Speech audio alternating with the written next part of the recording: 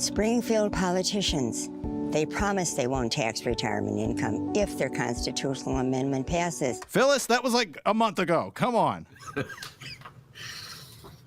Phyllis misses the limelight, D. She's like, I love the limelight. If you need me for any more commercials, let me know. What commercials could Phyllis be? Like, tax breaks for rich people. They need the money. Live stream chat, what's going on? Kathy, no, I wasn't in the porta potty. We're just running a little behind today. Our apologies. Our apologies. Your Ben Joravsky show for Friday, December 11th is just moments away. I'm going nowhere near that porta potty. It's like Jay Marie brought it up, and it's so true. That thing's been there for like 8 months. What the hell's going on? Let me look. Yep, still there. Disgusting. Your Ben Joravsky show for Friday, December 11th is moments away. But before we do that, we need to thank our sponsors, the Chicago Reader. Check out thechicagoreader.com for all things the city of Chicago. What to do, even during a pandemic, where to go, yes, even during a pandemic, and so much more. ChicagoReader.com. Subscribe to the Chicago Reader. And by subscribing, you're showing support for the Ben Joravsky Show. So go do that. And, of course, today's Ben Joravsky Show is brought to you by our good friends at the Chicago Federation of Labor. All right, Ben, you do have a song of the day. Host choice. You have 2 songs of the day options here, all right? Okay. All right, our first comes from Frank, and it's My Generation by The Who, or I Want to Hold Your Hand. The request comes from Kathy. All right, you know what? It's going to be like, you play the A side, you flip it over, you get the B side. I'm going to play them both. Oh, okay. So, well, let's just be clear. For Ben Joravsky, that's like the Y and Z side, because it's not actually great singing. It wouldn't even be the A and the B side, technically, because they're 2 different groups, and they were never on the same 45. But let's just pretend it is, okay? So we're starting off with The Who. Talking about my generation, wow, wow, wow. That's Pete Townsend. Okay. And then, what was the Beatles song? I Want to Hold Your Hand? Yes. I want to hold your hand. Now, here comes Ringo on drums. Not a good pandemic song, that Beatles song. No, that's a post-vaccine song to sing. The Ben Joravsky Show starts now.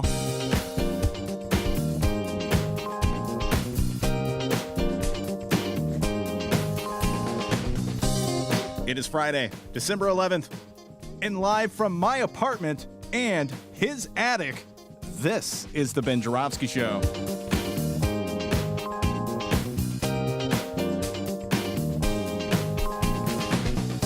Today on the program, it's another Rummana Rundown with Chicago Sun-Times editor, Rummana Hussain.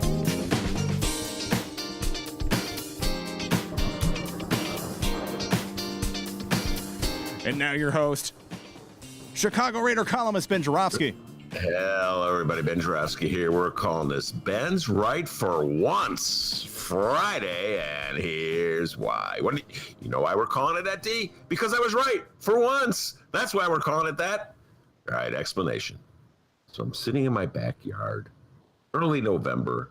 My old friend from high school, Josh, and his lovely wife, Deborah, are in town visiting. We're social distancing, of course, masks on. Josh is a distinguished barrister, graduate from one of the finest universities known to man, an expert on fine wine. Well, actually, I made the part up about the fine wine, but everything else is true. But when we get together, folks, it's like we're back in high school, and it's 1973, and we're the 2 of the biggest nerds you ever saw. We sound like the guy, what is in the Millhouse? Bird. Anyway, so typical nerd talk, typical Ben and Josh talk in the backyard, circa 2020. He says, hey, Ben, who do you think is going to be Time Magazine's Person of the Year? To which I say, well, it's Joe Biden, of course, because he won the presidential election. And they always name the presidential, the person who won the presidential election, Person of the Year. And that brought on a spirited and highly intellectual exchange that went a little like this. Josh, no, they don't. Me, yes, they do. Josh, no. Me, yes. And then Josh's wife, oh my God, you guys are such geeks. So anyway, right there and then, Josh pulled out his phone and looked it up, and damn it, I was wrong. Time doesn't always name the incoming president man or person of the year. For instance, okay, in 1932, they did it with FDR. But in 1948, they did it with Harry Truman. But in 1952, ladies and gentlemen, it wasn't Dwight Eisenhower. It was Queen Elizabeth, a designation I am still outraged over. And in perhaps their biggest oversight of all time, in 1960, it wasn't John Fitzgerald Kennedy. No, they gave it to U.S. scientists, like a whole bunch of U.S. scientists. Really? That's your guy, Time? Give me a break. It's the 60s, JFK. You know, I bet they want to take that back. I'll bet you if they could, they would like go back into the internet and just change it and hope no one would notice. Just put JFK in there and take out the U.S. scientists. In 64, it was LBJ. But in 68, it wasn't Richard Nixon. It was the Apollo 8 astronauts. An oversight so great, they felt compelled to give Nixon the designation in back-to-back years. 1971 and 1972, he's the only person to win it back-to-back. But they didn't give it to him in 1974 when he stepped down. I could make the argument that Nixon was more worthy of Person of the Year for quitting than he was in 1971 when he was basically staying up late, getting drunk, and ordering planes to bomb Cambodia. Anyway, the point is, at that particular time, Josh was right and I was wrong. I said, I don't care if they've broken from this tradition and from time to time. I still think Joe Biden is going to be Person of the Year. And this morning, I got an email from my good friend Josh saying the words I love to hear. You were right. The designation went to Biden and Kamala Harris. So congratulations, Joey B. and Vice President Kamala. And congratulations me, because once I was right, for once. Although now that I think about it, I believe that the actual award should have gone the Black voters of America, because let's face it, ladies and gentlemen, it was the Black voters of America who determined who our next president would be. Think about it.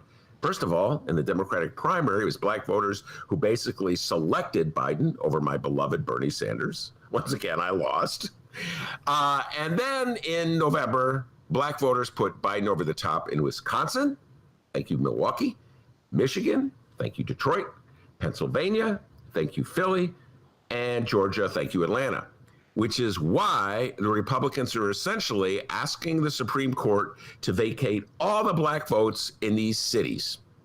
A maneuver so breathtakingly and blatantly racist, I still can't believe they're attempting it. And yet, 18 Republican attorney generals have signed onto it, and I am still not 100% sure that the MAGA justices on the court, Clarence Thomas, Sam Alito, and Brett Kavanaugh, won't side with them because they hate the MAGA justices. They hate Democrats with such a passion that they would willingly take away the voting rights of Black people in this country to guarantee that Joe Biden doesn't win. So let me pause to take my own personal victory lap. But then it's back to work, because as you can see by that lawsuit and all those attorney generals who've signed on to it, MAGA controls the Republican Party and Trump controls MAGA. So this election's not over, no matter who Time names as Person of the Year. We got a great show today, everybody. Rummana Hussain will be here from the Chicago Sun-Times. Yes, it's already Friday. I cannot believe it's already Friday.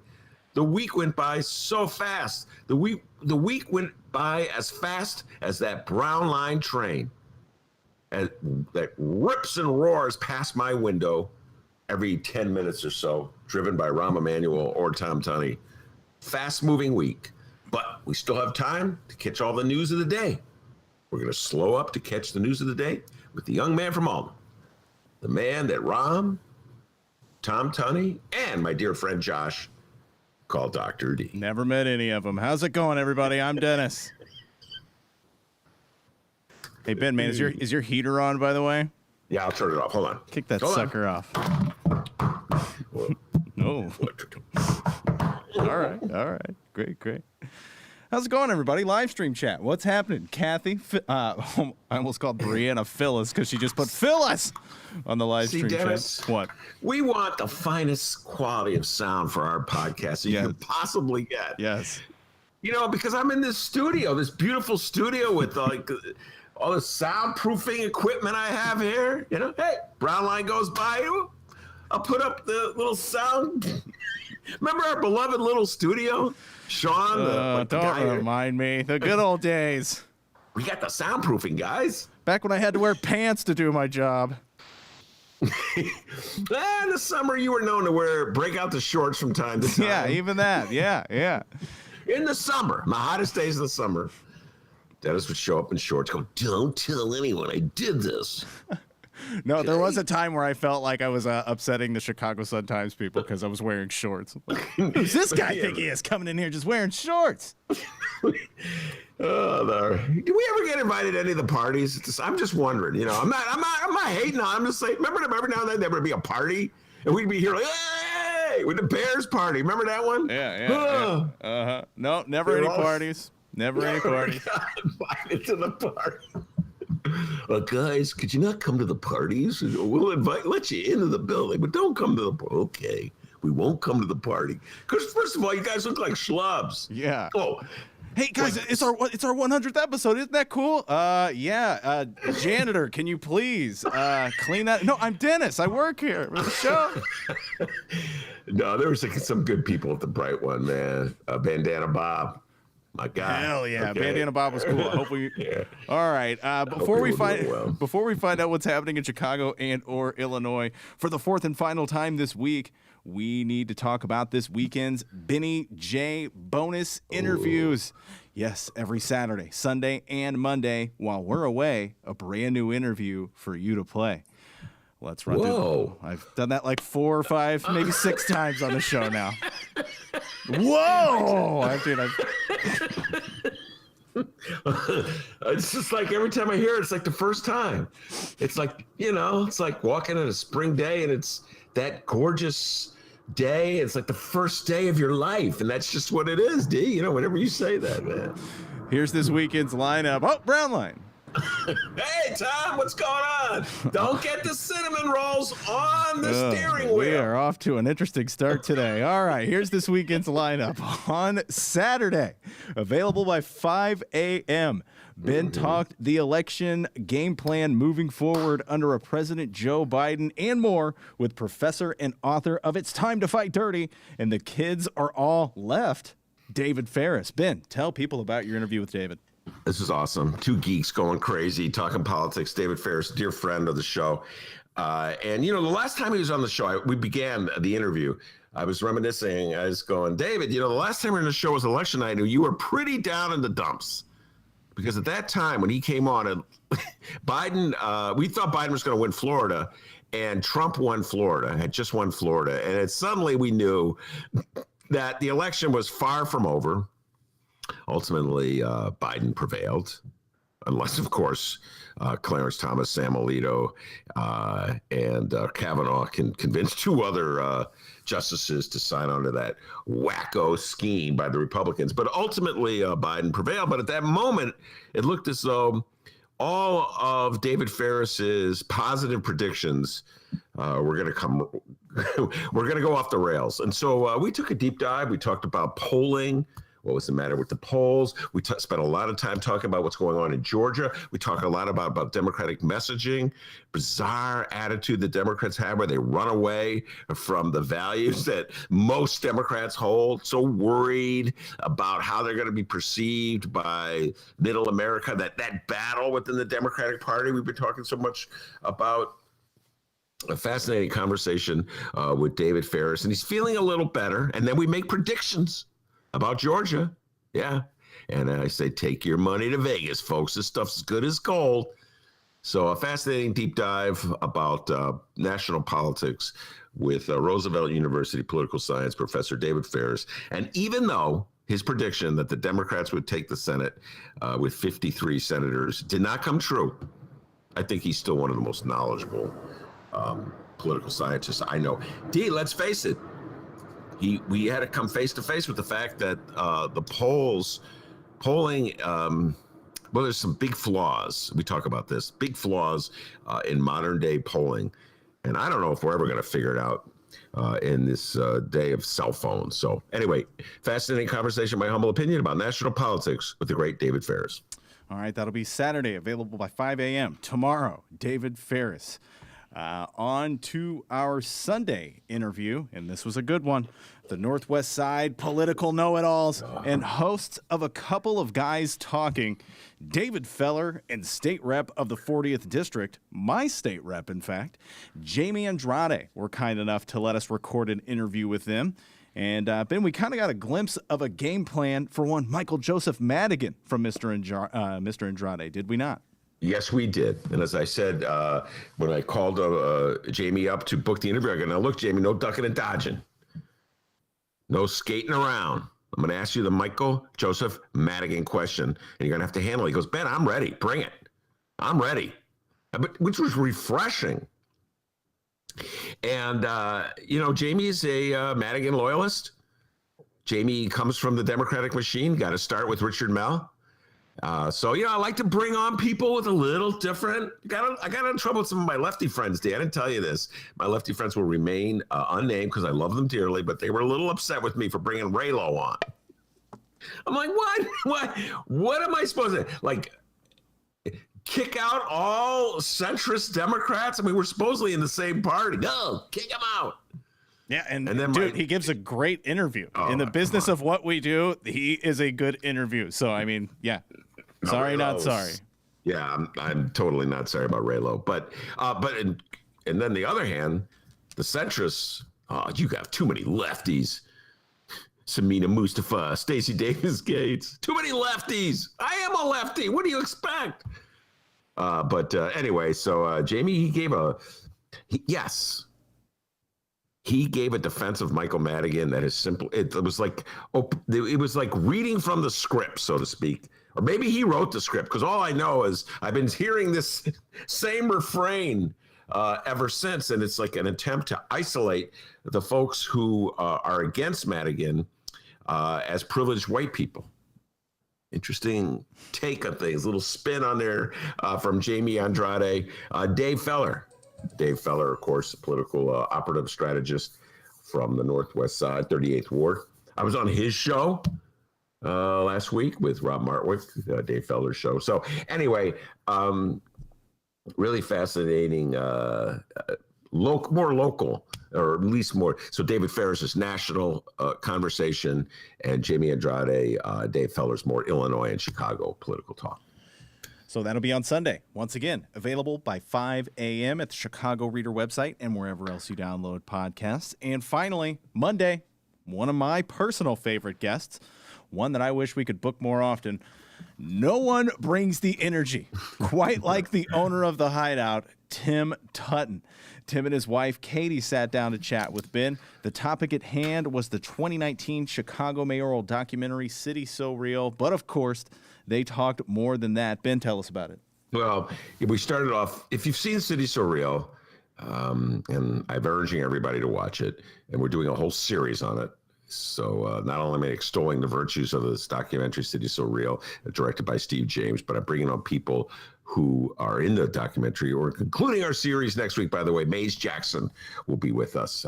Talk show host Maze Jackson will be with us next week. But so the Tuttons are in the movie a lot, Timmy Tutton and mainly, and they were opponents of the Lincoln Yards TIF deal, which is one of the biggest scams of the 21st century in the city of Chicago, I would say. Mayor Rahm's final middle finger up in the air to everybody who lives in Chicago, raising our taxes to give it to a developer who is already enormously wealthy, to underwrite a project, an upscale project in an already gentrifying neighborhood. You might as well just take the money and just dig a hole and throw it in the hole. It's not going to help the schools. It's not going to help poor people in poor neighborhoods that need economic development. It's not going to help the parks. It's not going to give relief to taxpayers. It's not going to help us pay our pension obligations. It's not going. You want to hire more cops? It's not going to help you hire more cops. And yet all these aldermen Get me going, D. All these aldermen voted for it. All these aldermen who right now say, I'm against tax hikes, they voted for it. All these aldermen who say, I want to hire more cops, they voted for it. Tommy Tunney, Mr. Cinnamon Roll, he voted for it. Anthony Napolitano, Mr. Hire More Cops, he voted for it. Matt O'Shea, Mr. We Want More Cops too, he voted for it. All these aldermen. So yes, I still get fired up when I talk about that Lincoln Yard tip deal, and so does young Tim Tutton. And so I had to sit back because once Timmy T gets going, he's a force. You know what I'm saying? It's kind of like Jim Brown in the old days. All millennials are scratching their head. Who? Jim Brown, one of the greatest running backs of all time, ladies and gentlemen. He would hit that line with a force, and like guys would be hanging on to him, and he would just plowing on. 1 more yard, 2 more yards. Brown still on his feet. He's at the 10. He's at the 5. That kind of thing. That Jim Brown. That's what Tim Tutton is when he starts talking. But the interesting thing is Katie Tutton, his wife, she was like, let me get a word in edgewise. She would be cutting Tim off. It was kind of fun to watch Timmy have to back off every now and then. Yeah, you were playing like referee. All right, enough, Tim. Now, Katie, you go. Yeah. A lot of times she just did it herself. Then after the show was over, Katie said, could you give me a mute button for Tim? No, she didn't say that. I'm just kidding. Anyway, the Tuttons. I think it's going to be a package deal from now on. If Tim's on, Katie's on. All right? Love them both. Love the Tuttons dearly. And Hideout's one of my favorite venues in the city of Chicago. First Tuesday lives. Yay, First Tuesday. Virtual First Tuesday. So anyway, that is the interview with the Tuttons that drops on Monday. All right, one hell of a lineup we got here for your Benny J bonus interviews. Catch them available at 5 a.m. Saturday, Sunday, and Monday morning at both the Chicago Reader website and wherever else you download your favorite podcast. All right, local news. Let's do it. Chicago Mayor Lori Lightfoot. This is the right thing to do, even though it's a hard thing to do. Of course, I'll give your love to Amy and Viv and Hank. All right, love you, Mom. We'll talk on Thanksgiving. Bye-bye.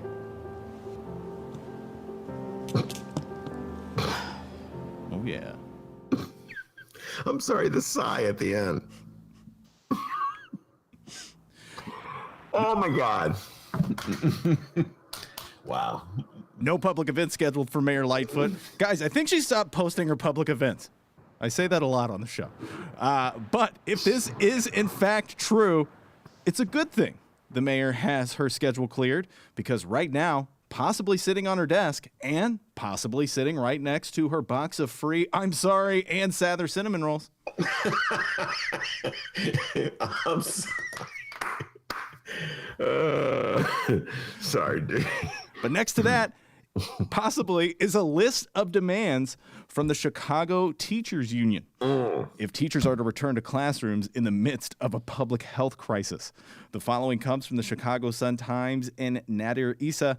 The Chicago Teachers Union has released for the first time a list of demands it once met before members returned to schools, including lower COVID-19 test positivity rates, testing and vaccination protocols, and changes to both hybrid and remote learning. Some of the demands are likely to face strong and immediate rejection by city officials who have been adamant that it's up to them to decide how and when the nation's third largest school district will return to classrooms for the first time since March. The union's demands, approved by the 800-member House of Delegates Wednesday evening, all fall under one of 3 categories: safety, equity, and trust. All right, so now to the demands. Take it away, CTU President Jesse Sharkey. What's that? Right now, What's that? Okay, couldn't hear you, but hey, I have it right here, so don't worry, I'll read it off. Among the equity demands that could be the least agreeable for CPS are the CTU's rejection of simultaneous teaching, in which teachers instruct students in classrooms and remotely at the same time, and a proposed reduction of remote learning screen time by 1 hour each day. CPS's current plan only works with simultaneous teaching and would otherwise need a redesign. And schools chief Janice Jackson said this week that a reduction in online instruction would be a non-starter despite complaints by families all fall. I don't even know where to start with this one, D. By the way, it's this is a topic that I wrote about in my latest reader column. I don't even know where to start. It's just such a power play. And let's just begin with the bit that Dennis played right before we started the news. And that was from Lori Lightfoot, the Thanksgiving message that Lori Lightfoot and several mayors from around Chicago put out. But I don't know, a couple days before Thanksgiving, D, we had a lot of fun with it because it was clearly a staged theatrical production featuring mayors who are not very good actors, pretending that they're having phone conversations with their loved ones who they can't be with on Thanksgiving. This is the right thing to do, even though it's a hard thing to do. Of course, I'll give your love to Amy and Viv. And yes, thank you. And then there's the sigh at the end when she hangs up the phone, and she's probably not even talking to anybody. But I would say that Lori Lightfoot is actually better, D, than some of the others. The Highland Park mayor. Hey, come on now. The frozen cake. We can't be together, so I know it's your birthday, but I know maybe it's her birthday. I forget whose birthday. Somebody is having a birthday. I'm really going to miss celebrating my birthday with you, but I'll save you a piece of cake. I'll freeze it. No, don't freeze it. Just go out and buy another piece of cake. I told you, get the Sara Lee cake. The pound cake is delicious. You put a little ice cream on it. It's perfect. I don't know. After that, I decided, you know what? Let me try and freeze some cake. I'm team frozen cake, all right? So I'm off that boat. Oh, my God. So, this falls under the category of what Dennis, I got to give him credit, the doctor, the young man from Alton came up with this one, ladies and gentlemen, and it's brilliant. Mixed messages on the pandemic, which have been happening since day one. And, everybody, my beloved Democrats as well as the Republicans, mixed messages. So in this particular case, the mayors decided that the greatest threat to humanity were people, grandma, gathering at Thanksgiving with your relatives. And so they had this crusade. Don't get together. Just stay at home, sit in a closet, and eat Stouffer's turkey dinners. Don't you dare meet grandma. But instead of being threatening, they said, I know, we'll make it heartfelt with this message. So they staged these telephone calls. Remember the one mayor who's like looking up at the camera the whole time? I forget which city, suburb he or she was. Anyway, so obviously staged. But meanwhile, while they're telling you not to get together with your loved ones at Thanksgiving, because that'll just spread the virus, hey, let's open up the schools in the middle of a pandemic. And then they trot out all these epidemiologists. Well, it's really safe. Schools are not a super spreader event. Don't worry, with proper protocol and social distancing, everybody will be fine. I'm like, I don't know if any of these epidemiologists who are saying these things or any of these brilliant pundits who are saying these things, writing these things, have any experience whatsoever with the Chicago public schools. I've been following the Chicago public schools for a long, long time. And people, let me tell you something. It's not like a smooth operating system they got going. It's not like Tommy Tunney and Rahm Emanuel driving that brown line. Choo-choo. No, it stumbles and starts, and they say they're going to do things, and they don't do them. They don't fall through. And you know why? Because they're dead broke. They got no money. They never have any money. You know why they don't have any money? In part, because they willingly allow the mayor to divert the money they should be getting to bogus TIF deals like Lincoln Yards. That's part of the reason they don't never have any. I can never remember Chicago public schools having adequate amount of money. I've been here since 1981, ladies and gentlemen. Never have money to pay their teachers. One time they had to close because they couldn't make their payroll. That is true. Go back, look it up, 1980. And Tribune got mad at the teachers. Tribune got mad at the teachers for walking out. Well, they should have stayed on the job. They don't, there's a portion of the public that has this attitude toward teachers. Like teachers are supposed to be missionaries. The job of training students is so important that worldly things like money need not matter. And you should be willing to work for nothing. Nothing, I say. You should be just happy that you're helping future generations prepare for the world. And you should sacrifice everything. That's the attitude of so many people in Chicago, definitely the ruling elite. They hate teachers' unions because they make demands. So here we have this situation. We're in the middle of a pandemic. The mayor's doing public service commercials with the other mayors in the area saying, don't get together with your loved ones for Thanksgiving. And if necessary, feed them frozen cake afterwards because they can't be there to share their birthday with you because they're all poisonous. They're dripping COVID. Oh, that stuff coming out of your ear is COVID. But on the other hand, go to school right now. I don't know. It's called a mixed message, ladies and gentlemen. Can't get this vaccine out fast enough. So now we have this wrangling going on. You know, Chicago Teachers Union says, well, we want a say in the protocols and procedures that the schools must follow. And Lori Lightfoot and Janice Jackson are saying, no, you don't. We're going to tell you how it's run. And that's what it is, folks. It's a power struggle. And I got to say, if I'm a political advisor to Lori Lightfoot, I'm saying, you know what? As much as the lefty in me hates this, it's probably a productive political struggle to have. Because every mayor, going back to Daley at the end of his term, and definitely Rahm, and now Lori Lightfoot, has realized that big chunks of the population in Chicago hates the teachers union. Definitely the corporate community that funds their campaigns hates the teachers union. Definitely the Chicago Tribune editorial board hates the teachers union. I can't think of one writer in the city of Chicago that has a nice thing to say about the Chicago Teachers Union except for me. And if this hippie in this attic overlooking that porta potty is your only friend, you're in a heap of trouble. Well, Dennis says nice things about the Chicago Teachers Union because he loves Stacey Davis Gates. So he's nodding his head. Yeah, I do love Stacey Davis Gates. SDG. SDG. Woo! So yeah, you want to look tough. You want to win over the Tribune and the Bright One, my beloved Bright One. With their editorials, oh, I hate the teachers union too. Yeah. Just bash the teachers union. Get in a war with the teachers. Northside.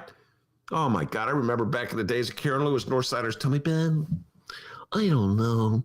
Karen Lewis is just such an inappropriate leader for teachers. You think they could get a better leader? Like, what are you even saying?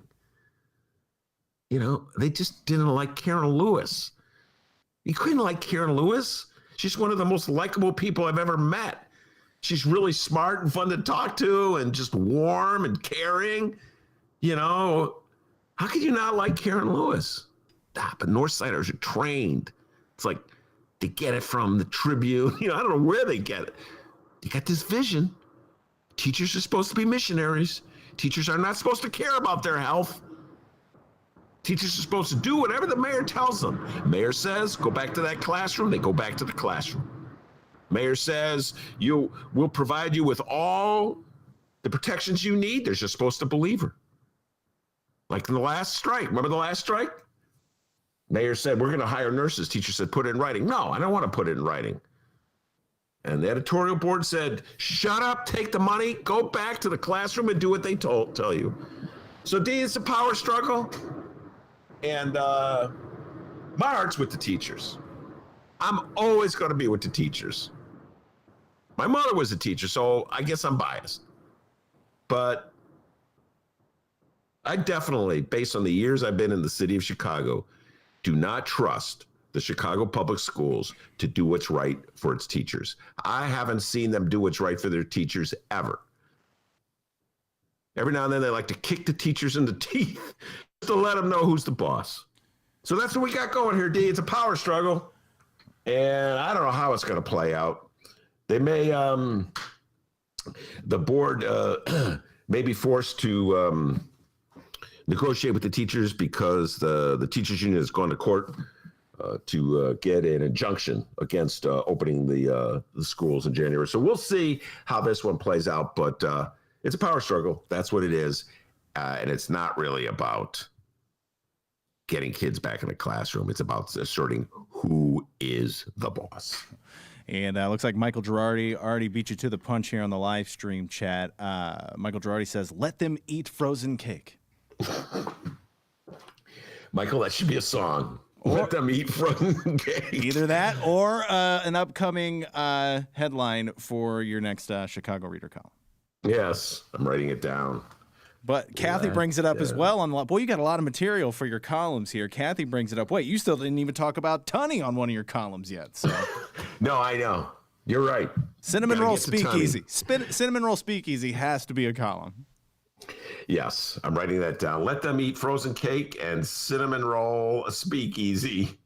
What a city, ladies and gentlemen. All right, what a city we got. Michael Girardi will be looking for his credit when you write that column. Okay. I try to do the best I can giving out credits. The CTU Every now and then I forget. The CTU is also demanding clear public health criteria for opening and closing schools and is proposing a 3% test positivity threshold. Other safety proposals by the CTU include enforceable protocols on masks, cleaning, health screening, PPE, social distancing, and ventilation. On testing, the union wants to target a quarter of district staff on a weekly basis, rotating each week and focusing on communities that have the highest positivity rates. And in its trust category, the union is calling for a CPS-CTU joint committee on COVID-19 that would include independent experts who would conduct inspections, investigations, and issue directives, and is asking for parents, community members, principals, and building engineers to be brought to the bargaining table. The CTU is also looking for safety committees to be established at each school. Yes, by the way, what a great idea. Oh, wow. The union working in conjunction with the central office. But I don't see that happening from the central office because, again, it's a power struggle, ladies and gentlemen. It's not about safe schools. It's about making sure that nobody leaves their lane. Remember that, Dee? We had a colleague. I can't remember who it was. I just remember you telling me he told you, stay in your lane. Stay in your lane. Oh, that's yeah. Yeah, one of the sales guys at CPT. Hey, man, I got this idea for a great sales pitch. Stay in your lane. Stay in your lane. I never heard that. I was late in life when I heard that. And I always, oh my God, poor Dennis.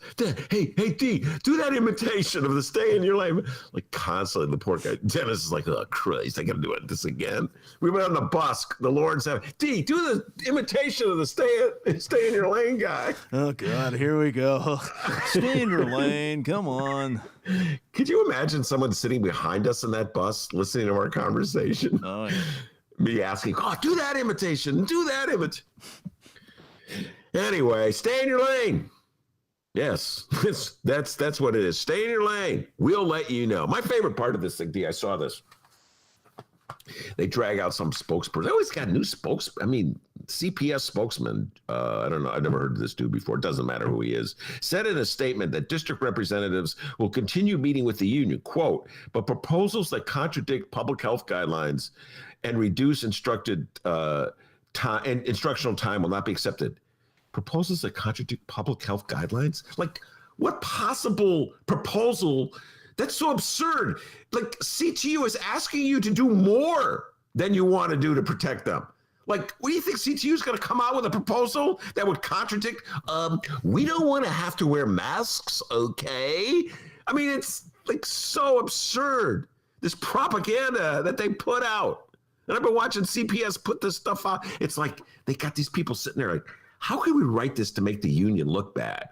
Okay, well, if your proposal, we'll read your proposal, but if it violates health safety standards, we won't enact it. Like, why would the teachers union have a proposal that violates safety standards? It's their teachers' safety they're trying to protect. Propaganda, folks. You've been fed propaganda. All righty. Moving on to the statewide news. Today at 2:30, Illinois Governor J.B. Pritzker will be delivering his final COVID-19 press briefing of the week at the Thompson Center. Face coverings. If there are any breaking details, I will try to bring those up after our interview with Rummana Hussain.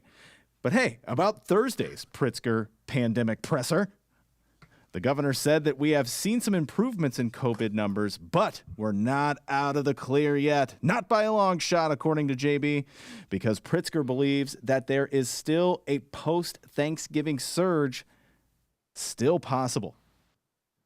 It's one of the most confounding things about this virus, honestly, is the time lag between the time that someone is detected to have COVID, maybe even asymptomatically at first, and the time that someone ends up in the hospital, and then possibly someone ends up in an ICU or on a ventilator at some point, and then unfortunately may pass. Dr. Ezike, when will this damn thing end? Only when people adjust their personal behaviors with the mask and the distancing and the avoidance of gatherings, combined with the vaccination, will we get to end this pandemic and get to our normal way of living.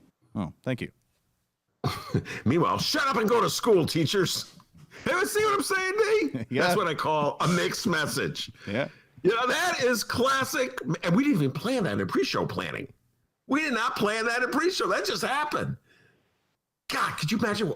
Unbelievable timing. We did not plan it, but that is a classic mixed message. We just had the story.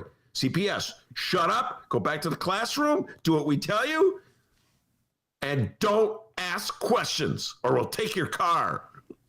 Okay? And then, boom, J.B. Pritzker, like the grown up in the room. You know, there's this pandemic raging out there. Listen, I've been feeling sorry for J.B. Pritzker from the get-go. You know, I mean, I say it many times, he's dealing with a state that's a good chunk of this state is MAGA country, and they don't believe the pandemic's real. Then he's got Chicago. Mayor Lori Lightfoot wants to show that she's in charge of Chicago. So every now and then she's got to knock them, keep them in place. All right, I'll do that, but I'll do it because I want to do it. And I'll do it on my timeline. And then you got all these like, I don't know what you call them anymore, D. In the old days, we called them yuppies. I guess they're not yuppies anymore. They don't call them bros. You know, like the people that go to bars on the north side, youngsters. Like I don't know. I think we all just lump it into one and just call them all douchebags. I don't know. They're like going to bars. My source called me yesterday. And my source, whose name I'll conceal by just saying he's known as Benji the Bookie, called me yesterday. Love Benji the Bookie. We got to bring him back for some more Bulls talk, probably in January. Anyway, he goes, Ben, have you been going by these north side bars? There's people in these north side. I thought they were supposed to be closed. Well, okay, the reality is I never go anywhere because I'm like following the protocols because I am definitely in the high risk pool. So I don't go to the bars, Benji, but he swears up and down. I'm telling you, there's people in these bars. I thought the bars were closed. I thought Mayor Lori Lightfoot closed the bars because she's looking the other way in the bars. Who knows? But mixed messages. The youngsters, that's what I'll call them, D. The bros, whatever they are, you're about 27, 28. You know, you feel you're just invulnerable. It's like that dude down in Florida. Remember him from back in the day? Rona, man. You know, really, Rona is just old people. So that's, you know, so you got JB going, trying to explain how important it is to take these precautions. And then, you know, some 25-year-old, 28-year-old is at the bar. Rona is just something that affects my grandmother. I don't have to worry about Rona. So I don't know, D. It's mixed messages every day more, but that one was classic. J.B. Pritzker speaking from his heart, you know, Dr. Ezike speaking from her heart, trying to get people to realize this is a crisis. And then CPS get in that classroom right now. And Ben, you know, you learn something new every day. Shout out to Kyle on the live stream chat. He says, Ben, we call present day yuppies repugnant assholes. So. Okay, let's work on boiling that down to like an acronym or something like RAs. Okay, that's Yuppies, please keep listening to the program, all right? We don't want to lose our yuppie audience, all right? Please keep I have a listening. feel- Go Cubs! I don't know. I just got a feeling that's not a demographic that we're strong with. Just saying. You guys are kind of radical, kind of lefty. Well, we got to try to keep the ones we have. Today's show brought to you by American Eagle. I'm trying, all right? Okay. That's all the Pritzker news I really have at the moment. So let's move on and talk about legalized recreational reefer in Illinois. But more specifically, Illinois' crummy recreational cannabis license lottery. The lottery's intention, give racial and ethnic groups most harmed by the federal government's long war on drugs a shot in the pot industry with a license to run a recreational cannabis business. The first round of the lottery came and went, and so far, thanks to the ability to pay for and enter as many lottery applications as you can afford, all of the winners have been rich white people. Oh my God. Yes, unlike the state of Florida, the Sunshine State, welcome to Illinois, the shadiest state in the whole damn universe. That's correct. Wait, is that DB? No, that was one of those mayors. That's correct. Oh yeah, that was the guy who was looking at the camera the whole time. Yeah. Yeah, that was the mayor. One of the. Oh God, what a great ensemble! It was an ensemble. It was a theatrical ensemble of brilliant acting, and I watch it from time to time, like De Niro, Streep, Denzel, Paul Newman, Brad Pitt, and then the mayors. You know. I mean, it wasn't the award-winning performance we heard from our mayor, but This is the right thing to do, even though it's a hard thing to do. Of course, I'll give your love to Amy and Viv and Hank. All right, love you, Mom. wait for We'll the talk sigh. on Thanksgiving. Wait for the sigh. Bye-bye.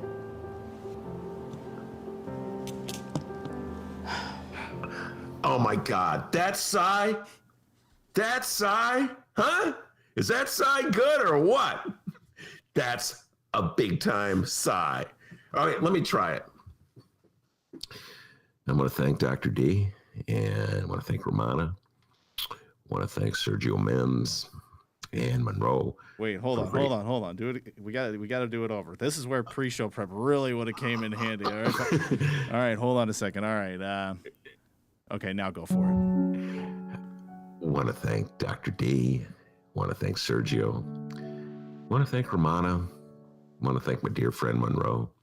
And of course, Mark Sims and Jimmy Coogan for being great friends of the Ben Joravsky Show.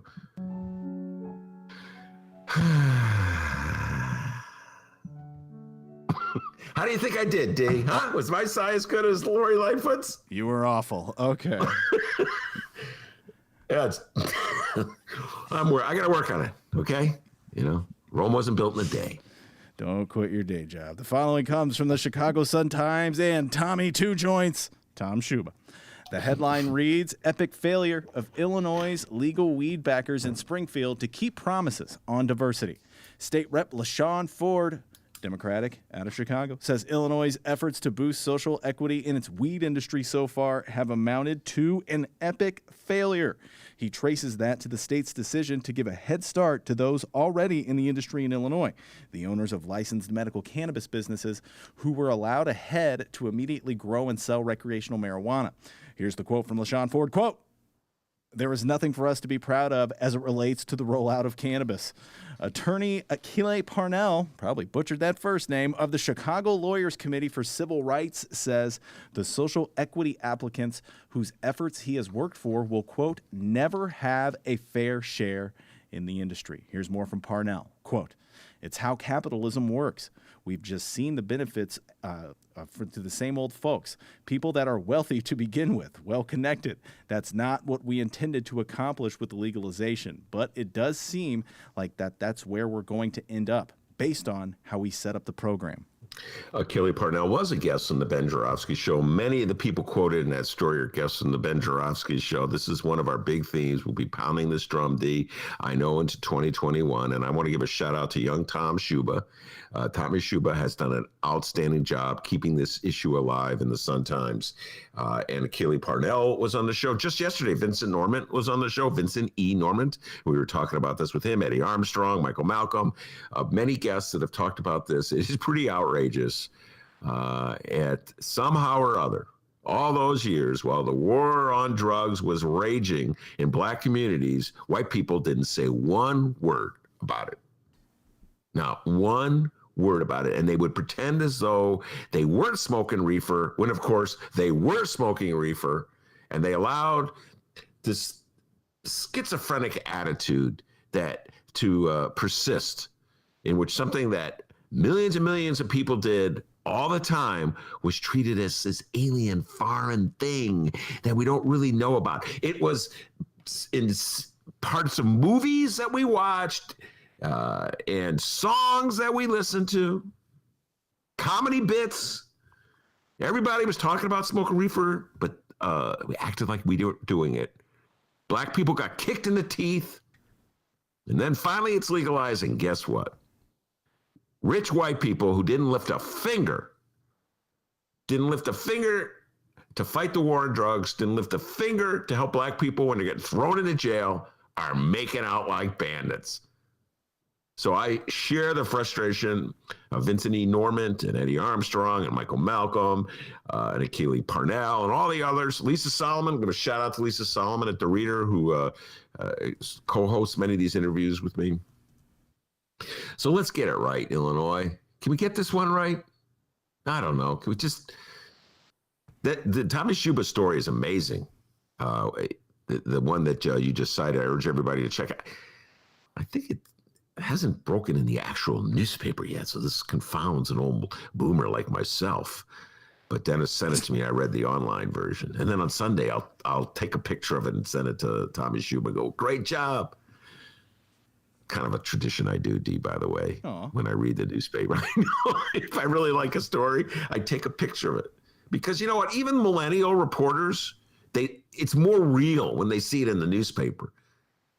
Anyway, it's a great story, and it points out how like this corporation it's based in San Diego is like buying up all the cultivation farms and then leasing them back to the people. What a scam! Meanwhile, it's like, hey, can you help a black guy out on the west side or the south side? Nope, that's not how we do things in the state of Illinois. So anyway, one of the great, I guess it's hard to really be, to pay attention to it because by the way, can I do a little shout out?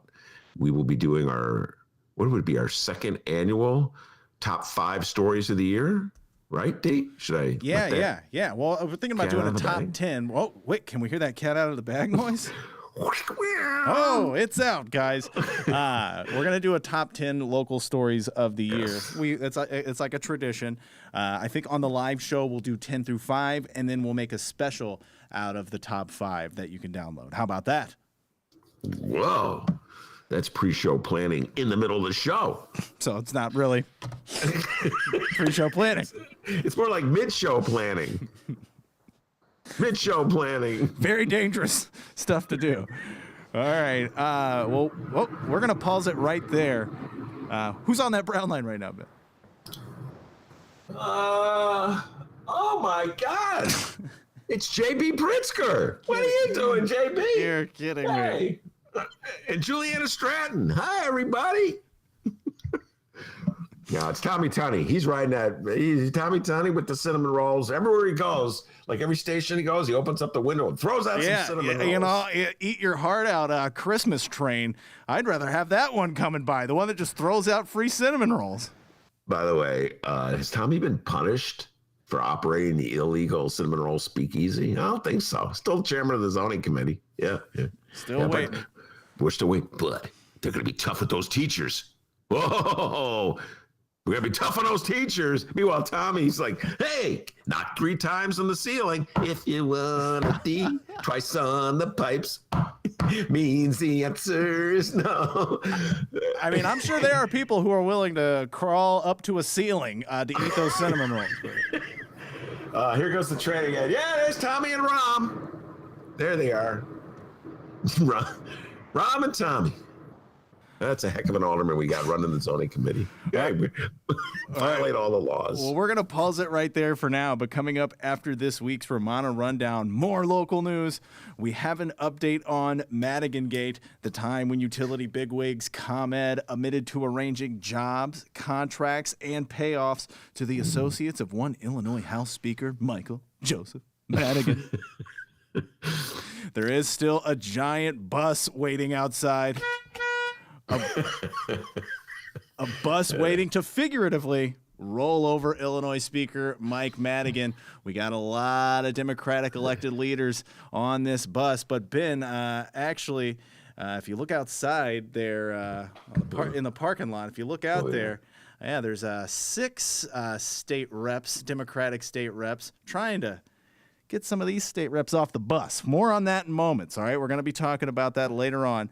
But like I said, we're going to pause it there. We're going to take a quick break here. Remember, you can find the Ben Joravsky Show on social media at Benny J Show, BENNY, the letter J Show on Facebook, Twitter, and Instagram. You can always send us an email, bennyjshow@gmail.com. Leave your name and where you're from if you'd like us to read your message on the show. And you can call the Ben Joravsky Show. It's true. We have a phone number, 708-658-4788. That number again, 708-658-4788. If you're calling and not leaving a message, wasting your time. We're not answering it. So leave a voicemail. And, well, if it's not insane, there's a good chance we're going to play that voicemail on the Ben Joravsky Show. People, don't go anywhere. Like I said, we're going to take a quick break. And when we come back, Sun-Times editor Rummana Hussain. Ben, now this is typically where we play a Michael Girardi song, but I got a confession to make, Ben. Confession time here on the Ben Joravsky Show. What's that? I really like that Christmas song from Ricky Hendon. You know what? I'm sure Michael Girardi is happy to share the spotlight with the great Ricky Hendon. And so play Ricky. I like it too. And then he at the end, he starts riffing around, singing a song. Ricky Hendon got mad at me. Remember when I didn't give enough credit for being a good singer? Remember that day in the interview? He goes, You didn't give me credit for being a good singer. Well, because you're not a good singer. Well, I think it's a great song, polarizing figure, that Ricky Hendon, but dang it, I like this song. And after this, it's Rummana Hussain.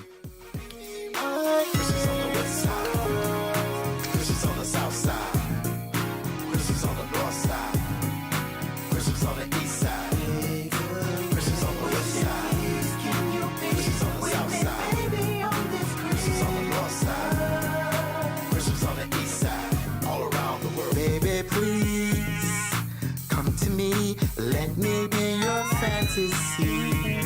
Baby, like the tree, I will be all that you need. Unwrap you underneath the mistletoe. We can sip some wine, kiss you from head to toe. Baby, don't you ever, ever let me go. I want you to know it's alright. Wishing you'd be my boo. Can you please be my Christmas? Wrap your arms around me. Wishing please can you be with me, baby, on this Christmas?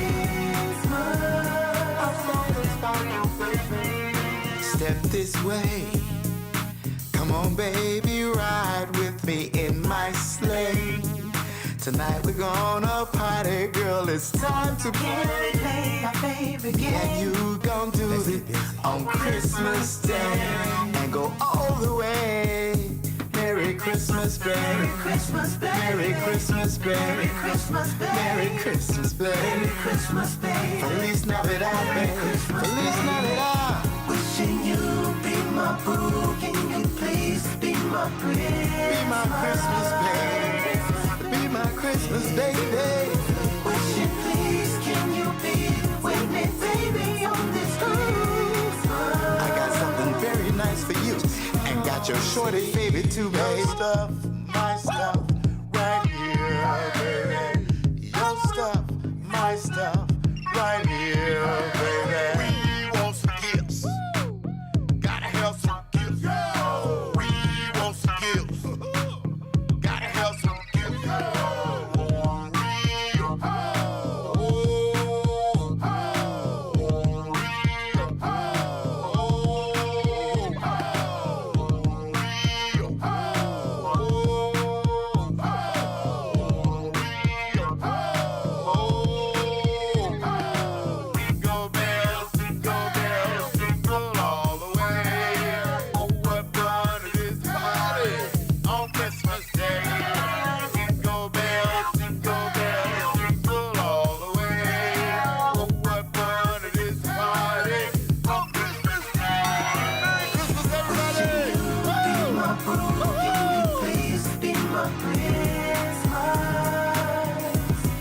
Christmas, baby.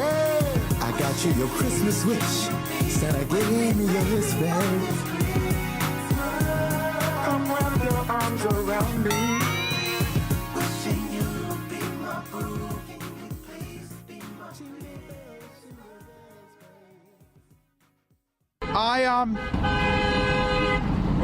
right now,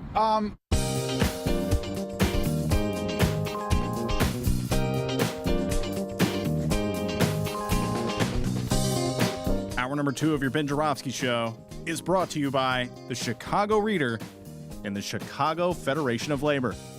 Benny J, take it away. Hello? That was Ricky Hendon, the great Ricky Hendon. I love Ricky Hendon, and I love that song. And D, I share your love of that song. I mean, you know who else loves that song, D? Who? A certain Rummana Hussain from the Chicago side. I saw her. Like, yeah, I kind of like Rummana. You were a little dancing a little bit there to that. Oh, I actually wasn't, but you know, my mask on 6 feet away, she was singing along. So. Oh, okay. Anyway, that was Ricky Hendon, the former alderman, the former state senator, who came on the show and unveiled his. He's also a singer and a comedian, and so it's become a fan favorite here. At least I like the song. All right, Rummana Hussain, Chicago Sun-Times editorial editor and columnist. A lot to talk about. I guess let's talk about. You want to give a shout out to somebody? You asked to talk about your editor's father passed on a little. Sure, from COVID. sure. And first of all, I wanted to say Happy Hanukkah to you and your family. Thank you very much. We had a lighting. It's just my wife and myself. My kids have scattered, but it was really nice. We lit the candles on the first night last night. Not a very religious family, as you know, but there's certain rituals that we practice. And I sent like pictures to everybody, and it was nice. It was really nice. Yeah, and like I told you, I made a menorah in woodshop class. We used to do that in our junior high. So me and my older sister had to make them. Mine was really bad because the legs are really like I had to keep sanding them down, so there's barely any legs. But my sister really had a nice one, and we had it displayed. My parents had no idea what it was. We called it a candelabra, but we had a menorah in our house. 2 menorahs in our house growing up. One was better, one wasn't as nice. But yeah, so yeah, on to sadder things. It's just been like a rough couple of days for me personally. Last week I found out my brother-in-law's father died, and he died in India. So obviously with the coronavirus pandemic, he couldn't go to India and miss the funeral. And meanwhile, then like on Sunday, we found out a family friend passed away from COVID. And then on Monday, we found out that our boss, our editor, Steve Warmbeer's stepfather passed away. And he ended up writing a column about him passing away. And he went to a nursing home, and there was some workers, or an assisted facility living. Some workers got sick there, and he ended up getting COVID and passed away. So that he wrote a really good column. It was in yesterday's Sun-Times. If you pick up Thursday's paper, it was really poignant. He talked about how his father followed all the rules, yet still got COVID, and he didn't think that he would be writing something like this, and he did. So yeah, just wanted to say that it's been tough. I know 2020 has been tough, and you know, a lot of us know someone that had gotten coronavirus. Most people obviously have, overcome their battle with coronavirus. But, there are people who have been casualties, and I'm getting to know people who've lost family members because of that. And I'm knowing people who died because of coronavirus. So just a difficult time right now.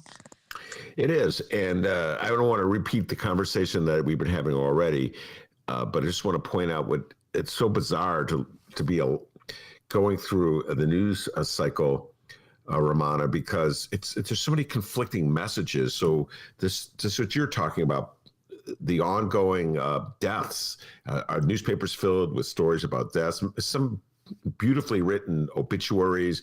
Maureen O'Donnell will be coming on the show next week. Chicago Sun-Times obituary writer, talking about some of the deaths this year. She writes so many stories. Mark Brown has written many great, beautiful articles or columns about people who've died. The New York Times has dedicated countless articles to the lives of people we may not know about who died of COVID. And then at the same time, there's these our front page article I'm looking at right here.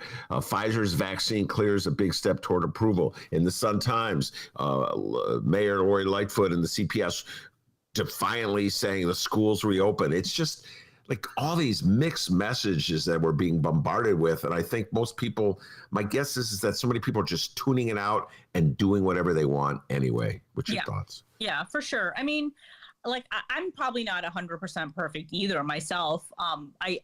I think I guess everybody has their weakness or something that they really like to do that they're still doing that they shouldn't be doing. I am not an anti-masker. I wear my mask whenever I go anywhere, to the store, if I'm in any enclosed areas. But with me, it's like I still have to see my family, and I don't linger at many places, but I do see my siblings occasionally for a few minutes. I have my mask on the whole time. I guess that's my Achilles heel. But I think we have to try, and the least interaction we have, the better. I mean, I haven't gone, and I love traveling, and I haven't gone anywhere. I mean, the only place I went this year is Galena, Illinois, and for a day. So we do have to make sacrifices. That's something I remind myself every day. It's like the more you stay home, the better. I like going out, and my weekends are pretty much just sitting at home, sitting in front of the TV and watching Netflix or other streaming. Yeah. So yeah, I think we're all trying, but yeah, there are definitely some people who don't care. There's some people who don't want to wear the mask, and then there's some people who I'm going to do whatever I need to do. And I know we're going to talk a little bit about restaurants in a bit. And I understand businesses struggling and they're doing whatever they can to stay afloat. So I do have some sympathy there, but it's like everybody just has to try. And all of us, and I'm talking to myself too. I'm like, just try as much as you can. And, you're talking about the schools, but, look at all these college sports teams that are playing. They're still playing. So, that gives a mixed message too. You're supposed to stay home, but then people are watching. There's still college sports, right? Yeah. My husband, I have to say, my husband was on that show talking about, Northwestern, and didn't he say he was going to boycott college football this year? Mick Dumke, it was, we did that interview about 2 months ago, I want to say. Yeah, just to let he is watching football. He was watching. What? Uh-oh. What? He told me, he claimed on the show that he said he's probably not going to follow through on his vow not to watch. Yeah, one day he had the radio on and the TV on. So I told him, I thought he was not going to watch college sports this year. Oh no, he's been watching all of it. The other day he turned off his record player so he could watch the end of Northwestern's basketball game. So my God! Mick Dumke. I just talked to him the other day. He didn't acknowledge. I told him I was going to tell on him, and then he goes, "I already said on this." He claims that he already said on the show that he's probably not going to be able to, hold. Listen, it's a couple months ago, but the whole show was about him boycotting football. I don't recall the part where he said, "I'm probably not going to follow through." You have him back on the show and talk about it, because he claims that he told you he's probably not going to follow through on his boycott. He said it, but he broke it pretty quick. I was like, wow, that's amazing. That's just unbelievable. By the way, Mick will be back. He'll be we're doing a whole series of interviews. Maureen O'Donnell, I talked about, and Del Marie Cobb will be another one. Just old friends of the show will be coming back at the end of the year, talk about the year that was and what we look forward to. And Mick will definitely, I've already booked him, so he'll be coming. Probably do a little Bob Dylan talk, But you could roast him about the college football. I'll be roasting him like crazy, and I'll watch him duck and dodge. He's been covering politicians so much, Rummana, he's starting to sound like one. Well, I didn't actually say that, Ben. What I said was... Anyway, so I did not know that. Claims that you knew, but I said, no, I don't think you knew. So this was my chance to throw that in there. So I think there are mixed messages. People are getting confused and people who are trying. But, I think, for someone like Mick, he loves college sports. So that's like, he's still watching it, but he's talking about it. He's like, all these teams couldn't play because there was a COVID outbreak. So, we know we're not supposed to, but I guess it's human nature to, try to do things, try to see people. But you just got to kind of curb it a little. I mean, we've all had to make sacrifices. Well, the college football is all about money. Yeah. Oh, I know. It's all about money because there's TV contracts that have to be met. So that's what that's all about. Yeah, but don't we all think it's all about money? I mean, in the summer, the beaches were closed, but then the bars and restaurants were open. Yes. Listen, don't get me started on the bizarre nature of the way our city has dealt with this crisis. I think when I look back at 2020, Rummana, I remember you and I having so many conversations about this.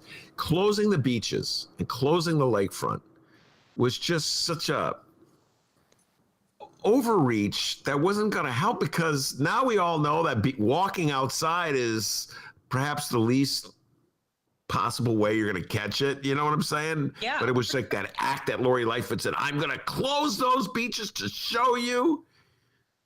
I agree. I mean, when the weather's warm, I take my chance. I just go out. Whenever, yesterday it was like 50 degrees, but it felt like 80 degrees with the weather we had. And so me and my younger sister, we went out to eat. I mean, we were eating outside and it just felt great. We were eating outside in a tent that was opened and there was open air. It just so I take advantage whenever the weather's nice, I'm outside. Yeah. So that's the least risky thing we can do. Yeah. All right. Since we're discussing this, let's I've been pounding this drum all week. Tom Tunney, alderman of the 44th Ward, opened up his restaurant. Ann Sathers had a cinnamon roll speakeasy in the back. You had a special knock or whatever, and they let you in. The most blatantly hypocritical act I believe I've seen out of a Chicago politician. Well, at least since J.B. Pritzker took his toilets out. This is far worse than that. This is the most blatantly hypocritical act of a Chicago politician of this century. Your thoughts about this, Rummana? Yeah, as I mentioned before, I do understand a lot of the restaurants that are struggling, but when you're a politician, and this is what we're talking about a little, the mixed messages, he's the one in Chicago so far that's been caught basically doing something opposite of what he's telling people to do. We've heard of this happening like all across the country, where politicians are like, stay at home, and then we find out that they flew across the country for some event, or they said stay at home, and then they end up going to a restaurant, when they're supposed to be closed. But yeah, Tom Tunney has been telling people to, stay at home as much as possible, which is the right thing to do. But then he was having people come into the restaurant. His regular customers were coming into the restaurant, I think in Lakeview, and were eating inside. He's been cited since he admitted on Monday and apologized about it.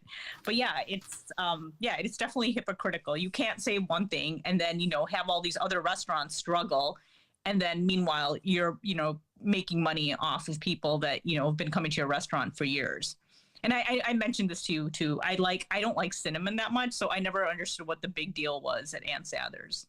I'm not saying it's a terrible place to eat, but I can think of other places to eat it.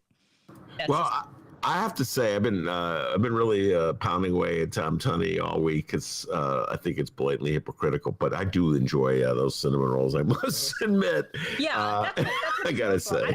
I don't like cinnamon that much, so I never understood the appeal. Like people, I mean, there's last time I went to the Ann Sather, I think it's the one near Rogers Park. I don't think it's in Rogers Park. It might be in Edgewater, but it was a long, we had to wait a few minutes, maybe half an hour before we got seated. It was just jam packed. So it's a very popular place. So yeah, if he's going to have his regular customers, he's going to definitely have a lot of people lining in, but you can't say as a politician, you can't own a business and tell everybody else to shut down their businesses while you're enjoying Absolutely. making a buck and on your regular customers. So it's definitely hypocritical, and we'll see what happens. He has an administrative hearing in February, but I think I think he faces up to like a little over $10,000 in fines for the 2 citations he got at the Lakeview location. What a slap on the wrist. Meanwhile, he gets to be the chairman of the zoning committee in the Chicago City Council, arguably the second most powerful position in the city council. He oversees every single development deal that goes down in the city council because these developers need that council's approval. So they'll be probably pumping campaign contributions into his kitty. So, the $10,000 fine will be more than made up by all the campaign contributions he get. What a hypocritical city we live in, Rummana Hussain. That's me. And by the way, just thinking of Tunney, I think of his rivals in the neighborhood, the Ricketts. I didn't mention this before when we were talking, but a story broke this week that one of the Ricketts, Todd Ricketts, was thinking about running for governor of Illinois. I don't know if you saw that story. And I thought of you when I saw that, because so many times, Rummana, we talk about how we struggle as Cub fans. I've pretty much given up on the Cubs. I always rooted for the Cubs and the White Sox. I never differentiated. I thought that was ridiculous that Chicagoans did that. But I'm so disgusted with the Ricketts and the way they operate and the prejudices of the family and their pro-Trump view that I pretty much given up on them. The notion of a Ricketts running for governor just seems preposterous in this state. Who do you want for governor, Mancow or Ricketts? Oh my God, Mancow! God, could you imagine if that was my choice? Yeah. I would write in Rummana Hussain. I couldn't vote for either one. Wow. Well, that'd be in the Republican primary, so I wouldn't be participating, but what's that? That's a possibility. I'm just saying. Yeah. I can't see the Ricketts winning. The name is just so reviled in so many. I don't think he would. I think he's somewhat smart. So I'm not saying I agree with his views, but I can't imagine he would run for governor. That's just odd. But I don't blame anyone who is a Cubs fan who doesn't support the Cubs anymore. I don't blame them. I'm still a fan, but I'm not the kind of fan that my husband or my brother is, where they like follow every single move that the Cubs do. They watch every game. They listen to the games on the radio. Mick listens to every single game on the radio. I mean, he has it on in the background. I'm a fan. Like, that's the one team that I really root for in general. It's always been my team. But I still think I'll root for the Cubs but that doesn't mean I'm rooting for the Ricketts, I guess. No, you're not rooting for the owners. By the way, let's leave the Ricketts and go to Trump briefly. And I want to give a shout out to one of your colleagues, Neil Steinberg, columnist for the Chicago Sun-Times. You wrote an excellent column today, my humble opinion. America stood strong against Trump's assault. And he had this one sentence that he consolidated some thoughts that I had never put it together before. So I got to give Neil a shout out for doing it. And it's he wrote, Trump came in slurring Mexicans and goes out trying to void the votes of black people. And it's just so astounding to me, so blatantly racist what Trump and his Republican allies are doing. They're asking the Supreme Court to essentially vacate, as Neil put it, black votes. The vast majority of black votes, I guess the only black people they're going to allow to vote in this country are those who are voting for Donald Trump, and that's less than 3% of the total black vote. It's, it's just, Rummana, when I see them trying to do this, I'm like, how come this isn't, everybody's not screaming from the rooftops against it, and yet 45% of the country is cheering them on. Yep. The lunatic attorney general of Texas who filed a suit was joined by 17 other attorney generals. Attorney generals, the chief lawmakers, are essentially saying vacate black votes. I give Neil Steinberg credit for putting it that way and framing it that way. And ever since then, I've been like, why is it, Rummana, help me out here. Is this country really that racist? that Looks tolerate? like it. I mean, even on election night, a lot of people were saying, "Oh, there's no way Joe Biden is he's gonna sweep this based on polls." But as we saw, it was a lot. I mean, who would have thought that Donald Trump, after all those 4 years, that he still came close, right? I mean, I know a lot of people said it wasn't that close, but it's like the fact that we had to wait a couple of days before we finally knew who the winner was. Then we had to wait for each single state. I mean, now all 50 states have certified that Joe Biden was the winner. They certified all the results, and Joe Biden was a winner in a lot of these states where Trump thought he was going to win, and they still can't accept it. And I just always play in my head, what if this was Obama? Would he even survive? And the fact that he isn't questioned as much as Donald Trump isn't questioned as much, you got to think that a lot of people in this country are racist. A lot of our elected officials included. Yeah, either they're openly racist or they're afraid of racists to defy racists, so they go along with it. And really, then what's the difference? But that's the part. When I think about the lawsuit, it's not just the insanity of the lawsuit itself, but it's the 17 other attorney generals who have signed on to it. Yep.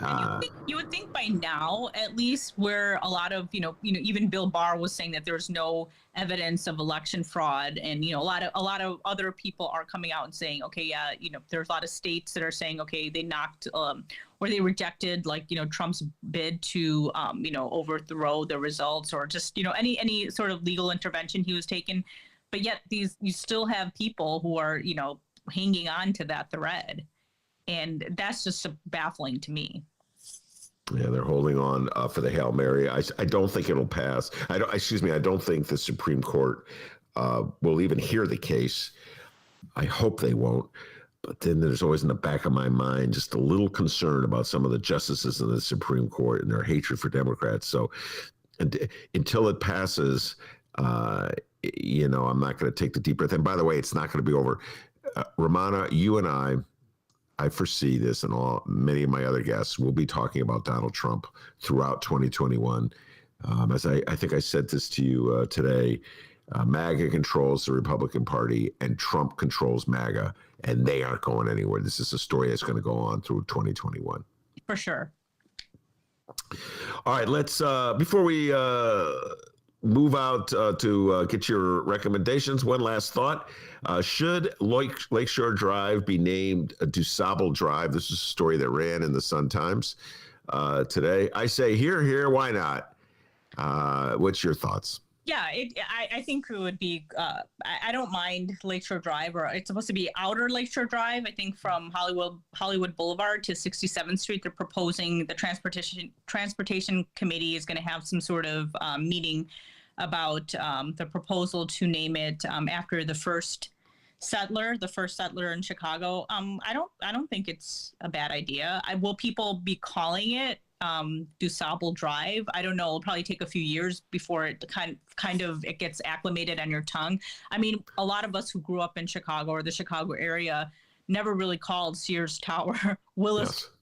But no, I think with Lakeshore Drive, the name is it's even etched in memory. All the baby boomers, the song LSD. So was that a local band? Yeah. How do you know that song? That's before your time. I know, but I came of age in the 80s, and everybody would listen to 60s songs. So I remember that one song. It's like Allison or Eliota Haynes or whatever. It's very good. Yes. Yeah, my younger sister just helped me up on that one. But yeah, I know the song. I had it on my playlist growing up, on my tape deck. So, because it was about Chicago. So, and we like that song. But I was just going to say, maybe some people will have a hard time, not because, they can't call it DuSable, but it's something that they've always called Lakeshore Drive. Like my mom would probably still call it Lakeshore Drive, because she'd be like, oh, wait, what is it called now? So I think it's a good gesture. We had the DuSable Museum, and as Franz Spielman's article pointed out, that a lot of the aldermen from the South Side were pointing out that a lot of Northsiders have no idea. Even there was a museum named after DuSable. How many Northsiders have actually gone to DuSable Museum? Yeah. So I think they're good points because there's a couple. I think there's a couple other things named after him, but this is like this would be like the biggest. This is a huge chunk of the city. It's a road that a lot of people take, or it's a drive that a lot of people take. So I think it'd be a good gesture. Yeah, Alderman David Moore of the 17th Ward on the South Side is the one about proposing and championing this legislation, and he was pointing out that he got some opposition from people on the North Side who, why are you doing this? Why are you doing this? Listen, I hear you about Sears Tower. I still call it Sears Tower. I don't even think it's Willis Tower anymore. See, these... Is this somebody else now? Then somebody else. These are all corporate deals. So people buy the naming rights. Yeah. So for a long time, you're going to laugh at me, Rummana, I refused to call the United Center the United Center. I would call it Chicago Stadium. Yeah. Because what used to be, this is before your time, there used to be a stadium where the Bulls played and the Blackhawks played called Chicago Stadium. I was young. I'm old enough to remember that. Okay. Well, they played. It was a great, the big barn on Madison, they called it. And then Jerry Reinsdorf and the Wirtz family that owns the Blackhawks got together to put a deal, and they demolished Chicago Stadium, and they built the new arena, which they got naming rights for United Center. My attitude was, they're not paying me to call it the United Center. I'm calling it. And then as the years wore on, I slowly dropped my opposition. Where the Sox play guaranteed rate. Oh, I know. A long time to call the stadium, like I used to call it when it was U.S. Cellular. Was it U.S. Cellular? I used to call it. I supposed to call it Comiskey Park. Yes. But this is a little different because it's named after a settler, somebody that's like, it's not someone that like is, he's obviously long gone. He's not like vouching and he's not buying the rights to his name being slapped on it. This is someone who was part of history. And especially since we erase a lot of Black history and a lot of Black connections in this city, or have like very few landmarks named after any of the prominent Black leaders or Black notables in the city, I think like I said, I think it would be a good gesture. And it may actually pass.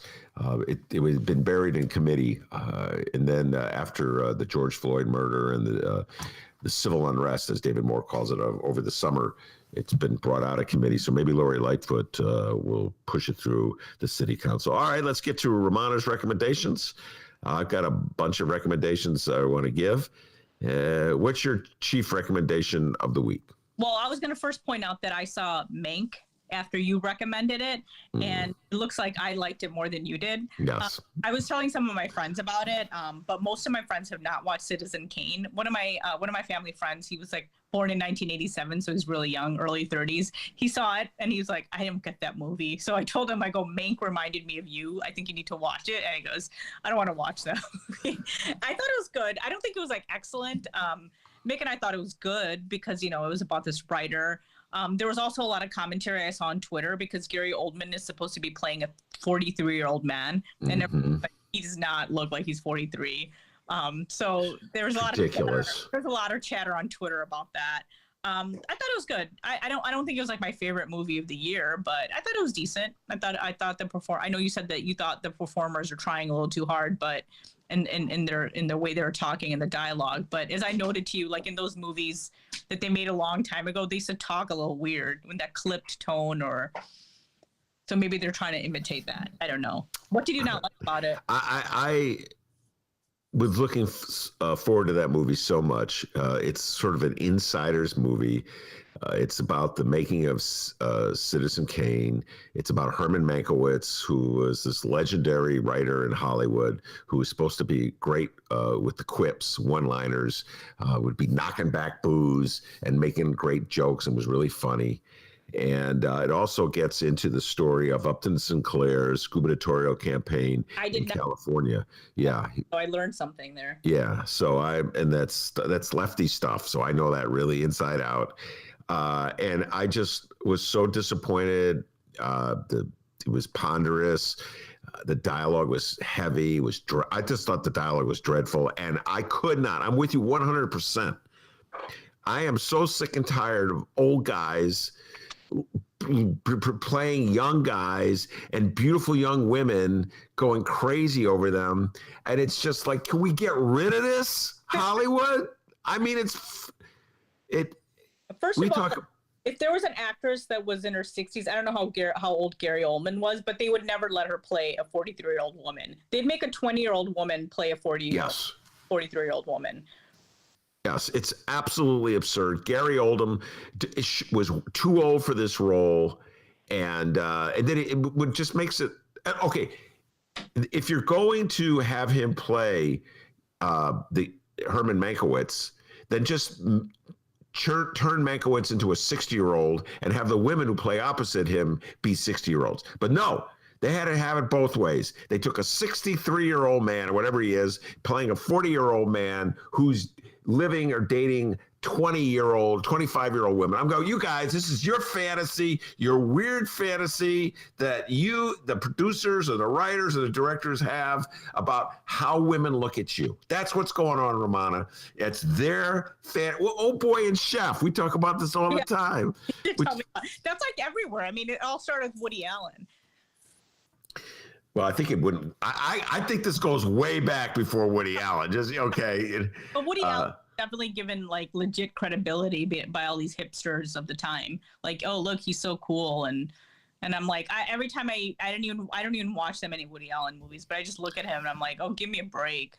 I don't think women will be flocking after him. That's just my opinion. Well, I have a confession to make, and this is really embarrassing. I have to make this confession. I cannot lie.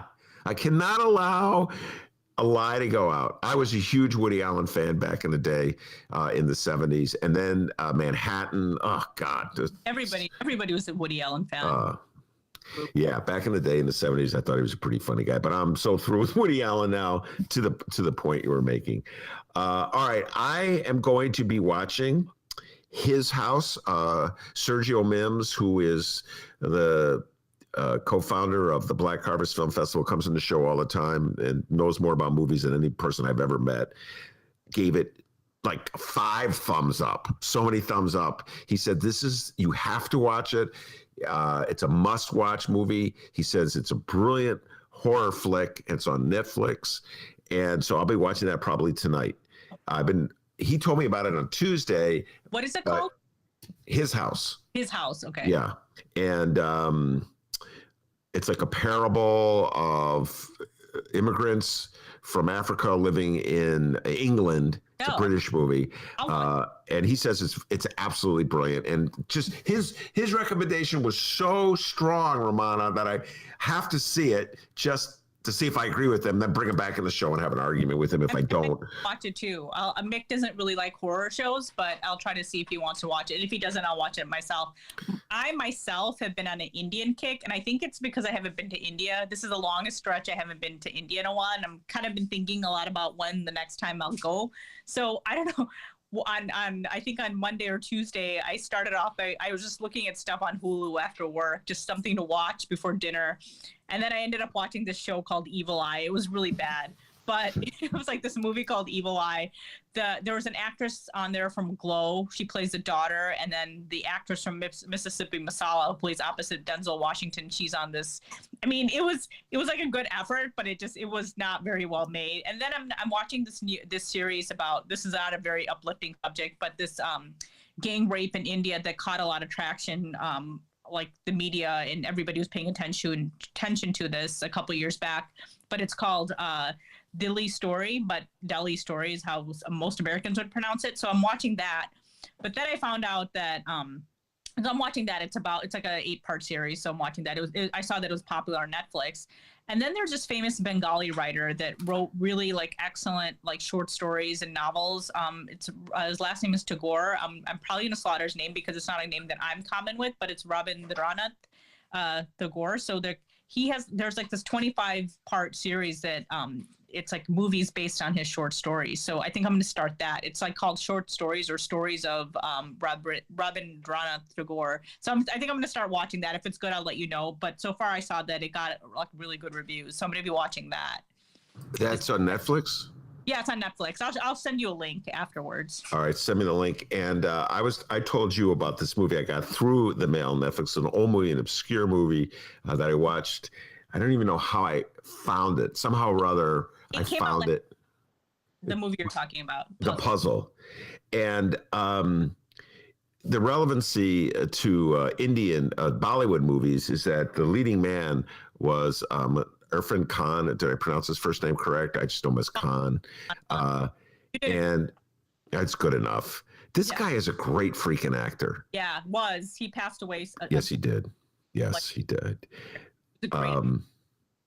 But I urge you, it's a movie that I don't know if you can even watch it streaming anywhere. I got it off of Netflix in the mail, but it was just like somehow or other, the director or producer talked Irfan Khan into playing the leading role in this. It's an American movie about a repressed housewife from suburban New York who has an affair with Khan, and they're great puzzle jigsaw puzzle competition. I didn't even know about this. Like, did you know that there's jigsaw puzzle competitions? It's like almost like air guitar competitions. Although I'd be good at air guitar competition, but not be good at jigsaw. Anyway, so I heard, and I'm going to close with this one. I told you, I saw the preview. Dennis will get a kick out of this. I'm a big fan of Bob Odenkirk. I am too. A comedian. He's very funny. But every now and then, I think actors who kind of who don't have tough guy roles, really want to play a tough guy. So Bob Odenkirk is going the way of tough guys. He's making a movie. I think it's called Nobody. I saw the previews where he plays a man whose family is threatened by these intruders.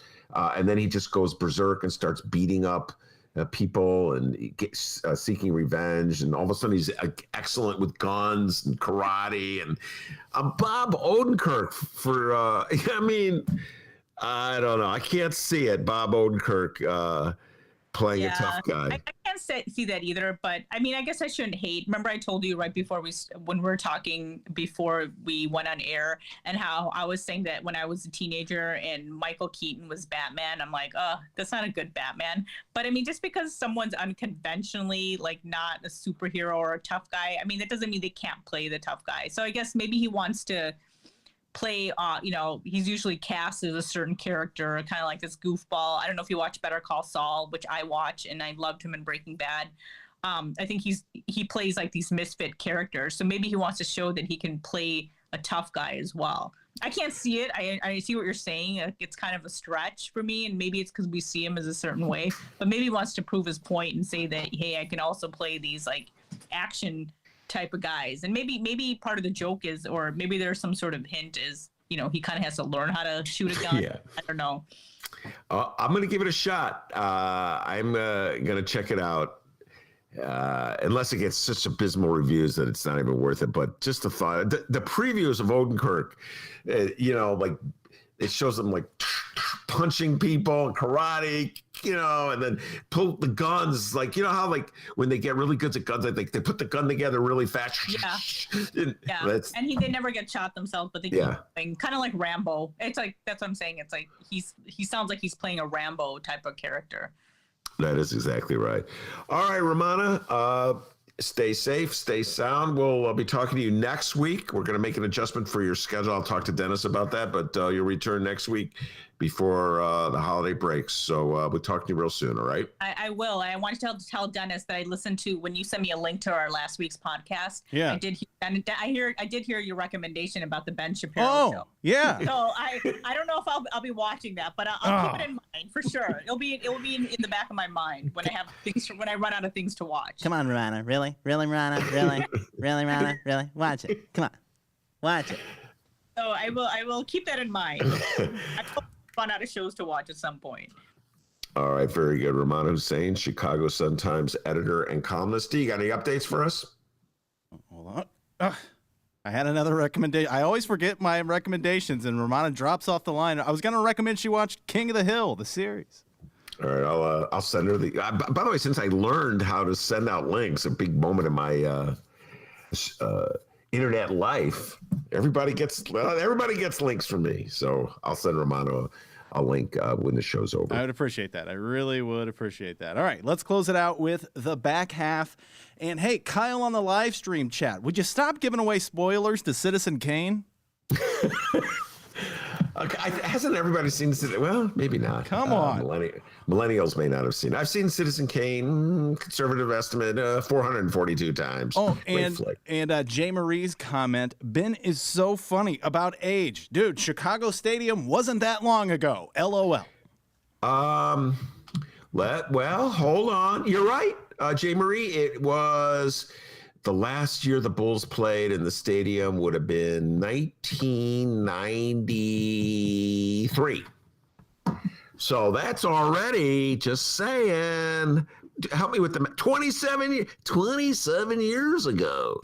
So a lot of millennials, Jay Marie, probably don't know about it, just saying. But yeah, for someone like me, and maybe Jay Marie, I don't want to say Jay Marie's as old as I am, but so for people of my generation, Chicago Stadium was a cool place to go to. And hey, the Ben Joravsky Show loves listeners of all generations, all right? Don't get it twisted. All right. Yeah, we even love, what did we call them? The yuppies, modern day yuppies who go to Northside bars that are supposed to be closed. Well, I don't think we came up with an appropriate name for him. Kyle had a name for him, but I don't think we should say that. We appreciate them, too, if they listen to the show. Repugnant assholes, I believe it was. Okay. I think that's what it was. We have the latest on Madigan Gate. The Time utility bigwigs, ComEd, admitted to arranging jobs, contracts, and payoffs to the associates of our Democratic Illinois House Speaker, one Michael Joseph Madigan. That's correct.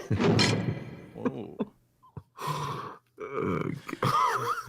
Now, the Speaker's re-election strategy is happening right before our very eyes, with 19 House Democrats, 2 state senators, 1 Illinois governor, and a partridge in a pear tree announcing that they will not be voting for Madigan in 2021 or that the Speaker should resign. Mr. Madigan has a tough task at hand. And, you know, since all of this went down, we've been having a good time here on the Ben Joravsky Show with a fictitious bus bit. Yeah, a fictitious bus filled with those aforementioned elected leaders waiting to also figuratively roll over Mike Madigan and move on from the long time House Speaker. We've been having a great time on this bus, all right?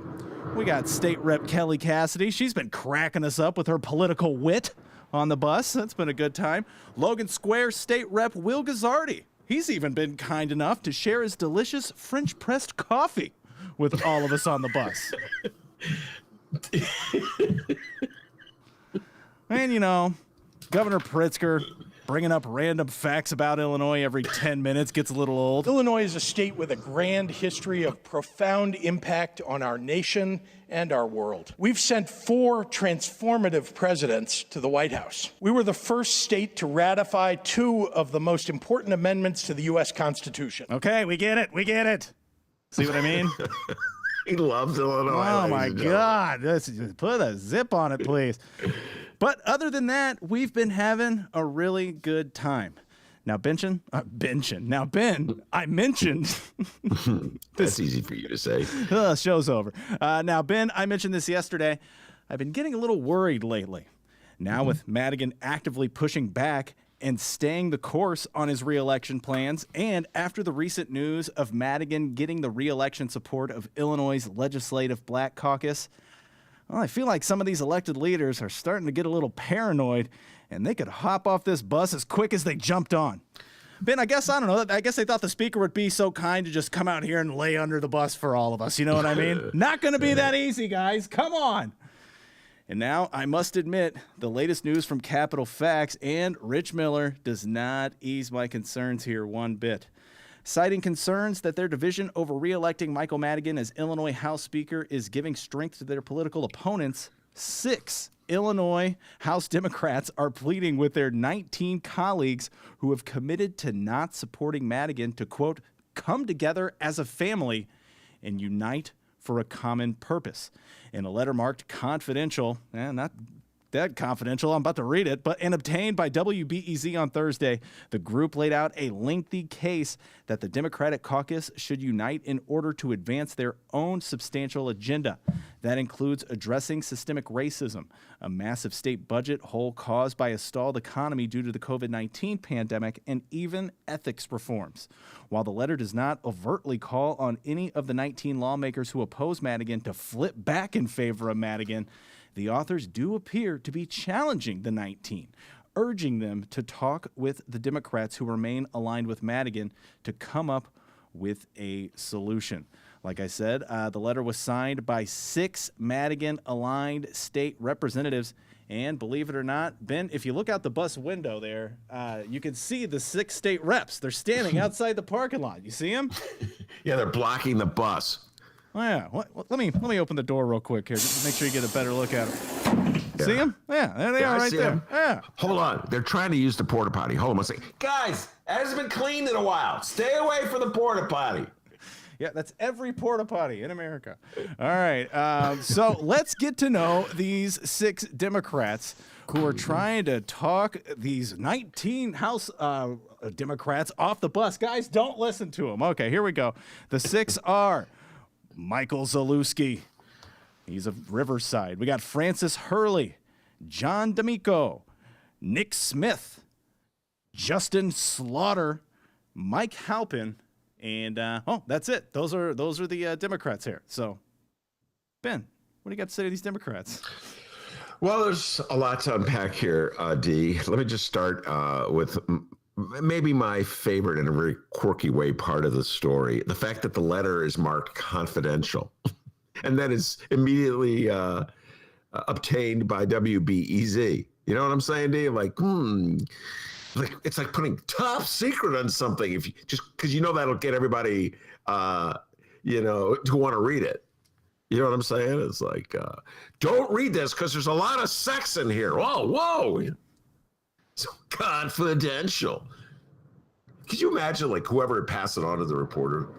I got something here. It's more confidential. All right? Don't tell anybody I gave it to you. So I got a funny feeling that they wanted everybody to read the letter. It's just me saying it, D. I don't know. Maybe I'm cynical and jaded for years of experience. Also, have a funny feeling they didn't write the letter. One of my favorite topics. As a guy who's been trying to make a living out of writing all these years, it's not that easy to do. I read the letter. It wasn't bad. My guest, Steve Brown. Now, Steve Brown's going to go, Ben, you give me credit for everything. There's like one writer that Madigan's got, Steve Brown, the legendary Steve Brown. Big Cardinals fan, by the way, Steve Brown. Hell yeah, Steve! Woo! I try not to hold that against him. Oh, come on, man. Steve. Once this pandemic's over, maybe we can go to a game or something. That'd be cool. Steve loves the Cardinals, ladies and gentlemen. Big Bob Gibson fan. Big Bob Gibson fan. Big Bob Gibson fan. I love Bob Gibson. Hang time millennials. Yes, hang tight millennials. That's old school Bob Gibson. So, I really don't believe they wrote it, and I don't believe it was meant to be confidential, but I do believe it's part of a counter push by the Madigan forces. And D, you said something that I am going to have to take exception to just a little bit. You said Madigan actively pushing back. And yes, he is pushing back. He clearly wants to be speaker and leader of the Democratic Party. He doesn't want to give that up. But the way he does it, allowing like these 6 or the Black Legislative Caucus or Steve Brown, who writes his press release, to do his speaking, I say this a time and time again, Michael Joseph Madigan, that doesn't cut it anymore. And I'll say it again, the Wizard of Oz routine isn't working. Come on out from behind the curtain. This old powerful wizard that it's this great mystery. Nobody really knows how he operates. We don't see him in operation. We just hear about it. People say, I got a call from the speaker. The speaker knows everything. That's not cutting it anymore. 2/3 of this state reviles the speaker. Now, I happen to be sympathetic to him because for the last 4 years, or I should say the 4 years of Ronner, he was the one who stood up to the anti-union maneuvers by the Republican Party. And by the way, whoever wrote this letter has clearly listened to the Ben Joravsky show, because they identify the Chicago Tribune's editorial board, D, as like this notorious force that wants to destroy labor rights in the state of Illinois. It's absolutely true. That's what this is all about, folks. Kenny Griffin, the Tribune editorial board, Republicans in general are using Michael Madigan.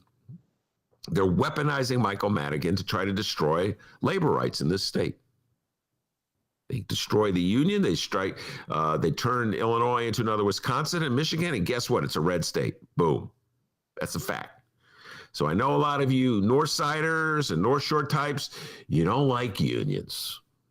We've talked already about how Lori Lightfoot has figured out that the fastest way to win over Northsiders in Chicago is to beat up the teachers union. So she's fighting the teachers union. So you don't like unions. You don't like when people collectivize, find a common interests. Well, I got news for you. Do you like abortion rights? Do you like environmental regulations? Do you like good government? All these things are linked to the fact that when unions exist and Democrats get elected, these are the issues that get pushed. You don't have unions, there's no abortion rights. There's no environmental regulations. They'll rewrite oh my goodness. They're crucifying Madigan over Commonwealth Edison. Every Republican voted for that deal. So you could just give the utilities whatever they want in the state of Illinois if you get rid of unions and you get rid of the Democrats in control of the state.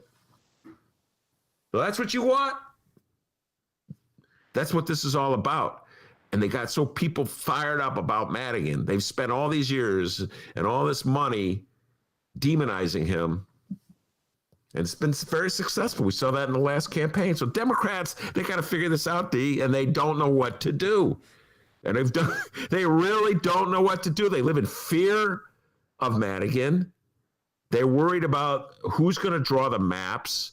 They've probably cut all these deals with Madigan where they've been assured by Madigan that when the legislative maps are redrawn next year, he'll take care of them. And he'll draw maps, districts that are favorable to them.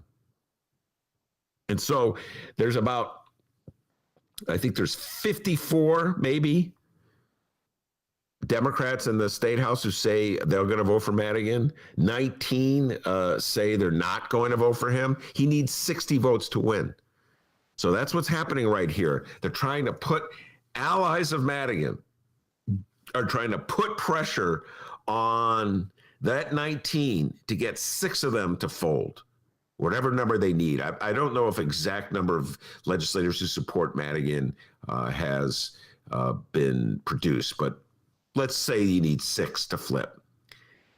And so that's what they're doing. So these 6 Madigan supporters wrote this letter, which sounds like something that Steve Brown heard us talking about. And it sounds like something Steve Brown wrote. And it makes a lot of good points. You want to end unions in the state of Illinois? You want Illinois to be like Wisconsin and Michigan? This is what the stakes are. But I say this. Michael Madigan has to either go or change his ways. If he doesn't change his ways, he keeps playing this old Michael Madigan game that he loves where he just hides in the back room, doesn't defend himself. He's just going to get slammed by the forces that so successfully manipulated him, the caricature of him in this last election that they defeated the fair tax and Judge Kilbride. And you talk to any Democrat who lives outside of Cook County in Chicago, and I talk to a lot of them, and they come on the show, and they're very honest. Michael Madigan is the kiss of death in their districts. But the Democratic legislators in Illinois are afraid that they won't have seats that will be favorable to them with the redistricting, so they stay loyal to Madigan. So that's the dilemma D, that the Democrats face in regards to Michael Madigan. And this will be played out over the next, oh my God, we'll be talking about this for a month. This is going to be going down for the next month. But I have to say, I can't argue with a lot of the points that the Big Six made in that letter, which I'm sure Steve Brown wrote, because it's true. The people who are fighting Madigan want to turn Illinois into Wisconsin, Scott Walker, Wisconsin, and they want to turn Illinois into Michigan. The Michigan that existed before Whitmer, the Michigan that exists like with the state house leaders in Michigan. And I don't think that's healthy for the state of Illinois at all. So they raise a good point. But Dean, Michael Madigan, if he doesn't change his ways, it's going to be hurting Democratic candidates and Democratic causes. Yeah. Okay. Oh, well, Ben, we got the letter. We're gonna read that in moments, but I got the newsroom waving down. Yeah. Okay. We got a quick update here. Hang tight. Let me run to the newsroom and see what the newsroom has for us here. A little unexpected. Hang tight. I'm gonna run to the newsroom. 1 second. Hey, come on, give me the story. We're about to end the show. Thank you.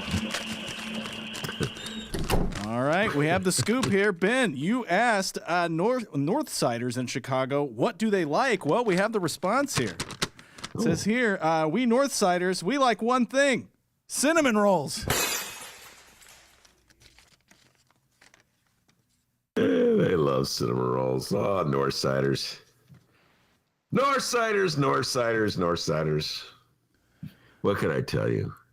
They love cinnamon rolls. They love Trader Joe's. They love Starbucks.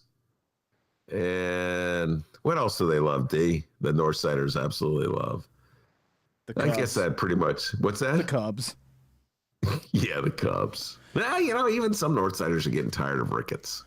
I've noticed that, All right, so we have the letter here written by the 6 Democrats. Very long. We're not going to read it all, okay? We're going to just read like the last maybe paragraph of it, okay? And this is written by 6 Democrats, according to Ben, not by any of them, by some mystery person.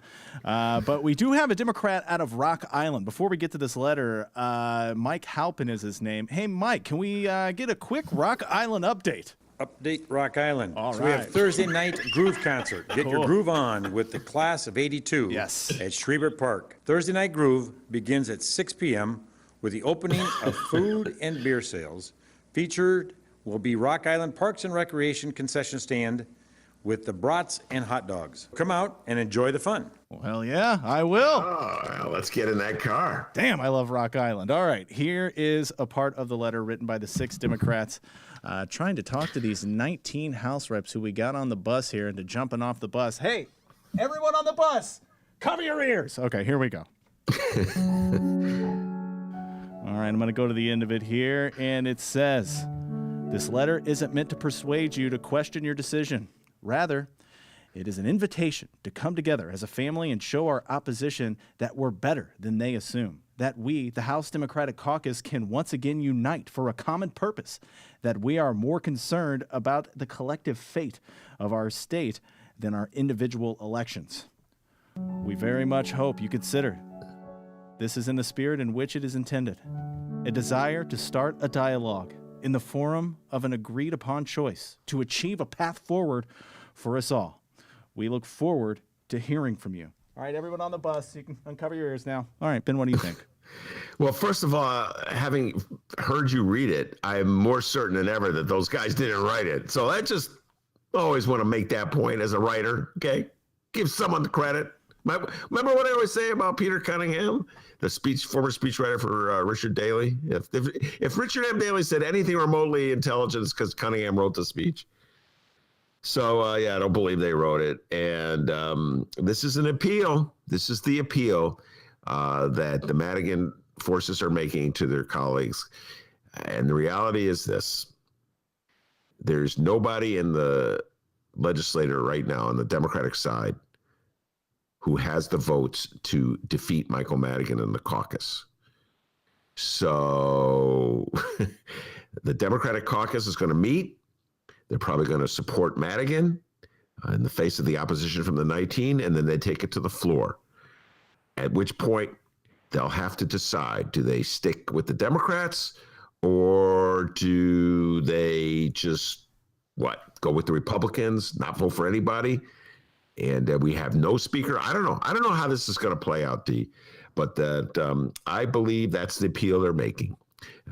That's the appeal is that the entire future of the Democratic Party, all the things that Democrats want, including the right to choose, rests in the Democrats' ability to retain Michael Madigan as Speaker. That's the argument they're going to make. And they're also going to appeal to Democratic loyalty. And if you want to hear more of it, Jamie Andrade sings this song pretty loud and clear. We're dropping that on Sunday, correct, D? Yep. Yeah. So we drop a Jamie Andrade, state rep, and Madigan ally sings from this hymn book on Sunday. And I'll give Jamie credit. Nobody wrote what he said. He just said it, speaking from his heart.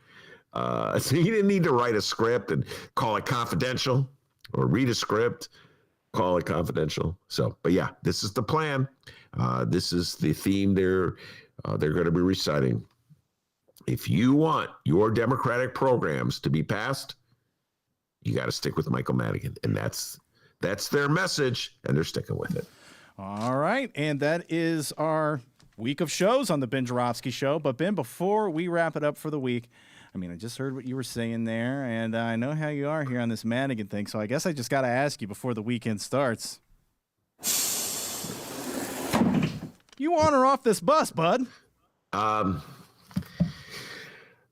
Where was I yesterday? No one knows. I think I did both. Yeah. I think I flip-flopped in the middle of the show.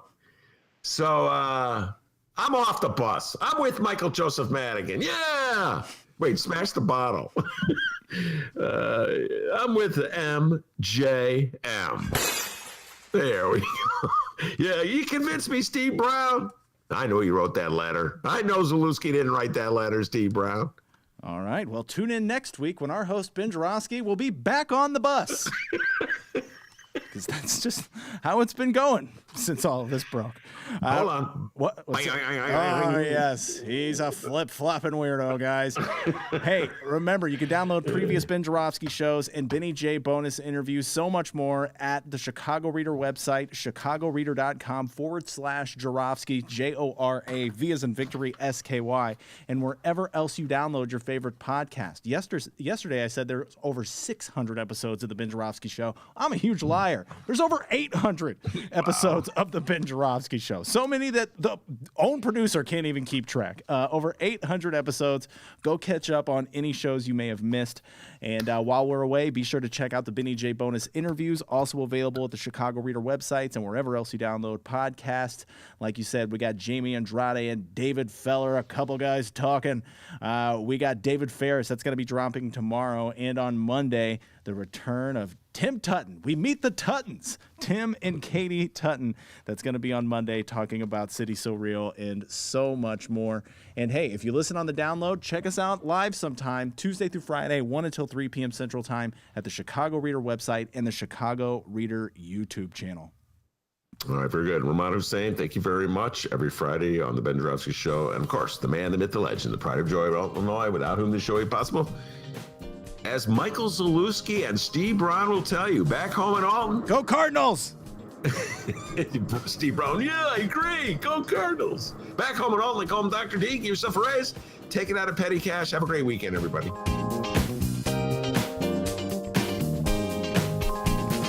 Update Rock Island. Update Rock Island. Update Rock Island. We have Thursday night groove concert. Get your groove on with the class of '82 at Schreiber Park. Thursday night groove begins at 6 p.m. with the opening of food and beer sales. Featured will be Rock Island Parks and Recreation concession stand with the brats and hot dogs. Come out and enjoy the fun.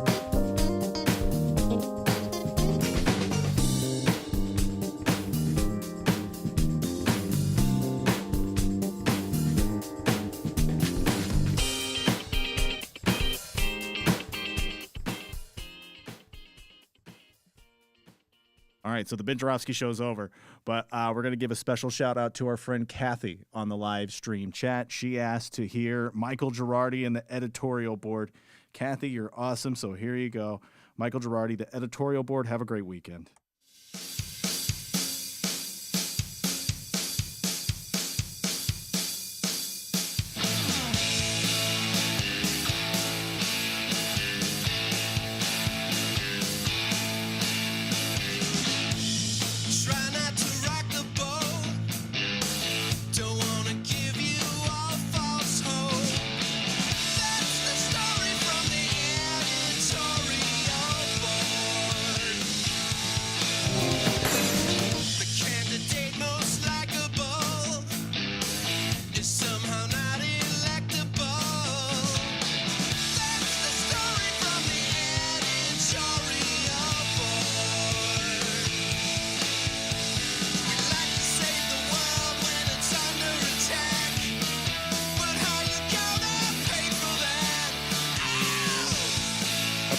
Rock Island.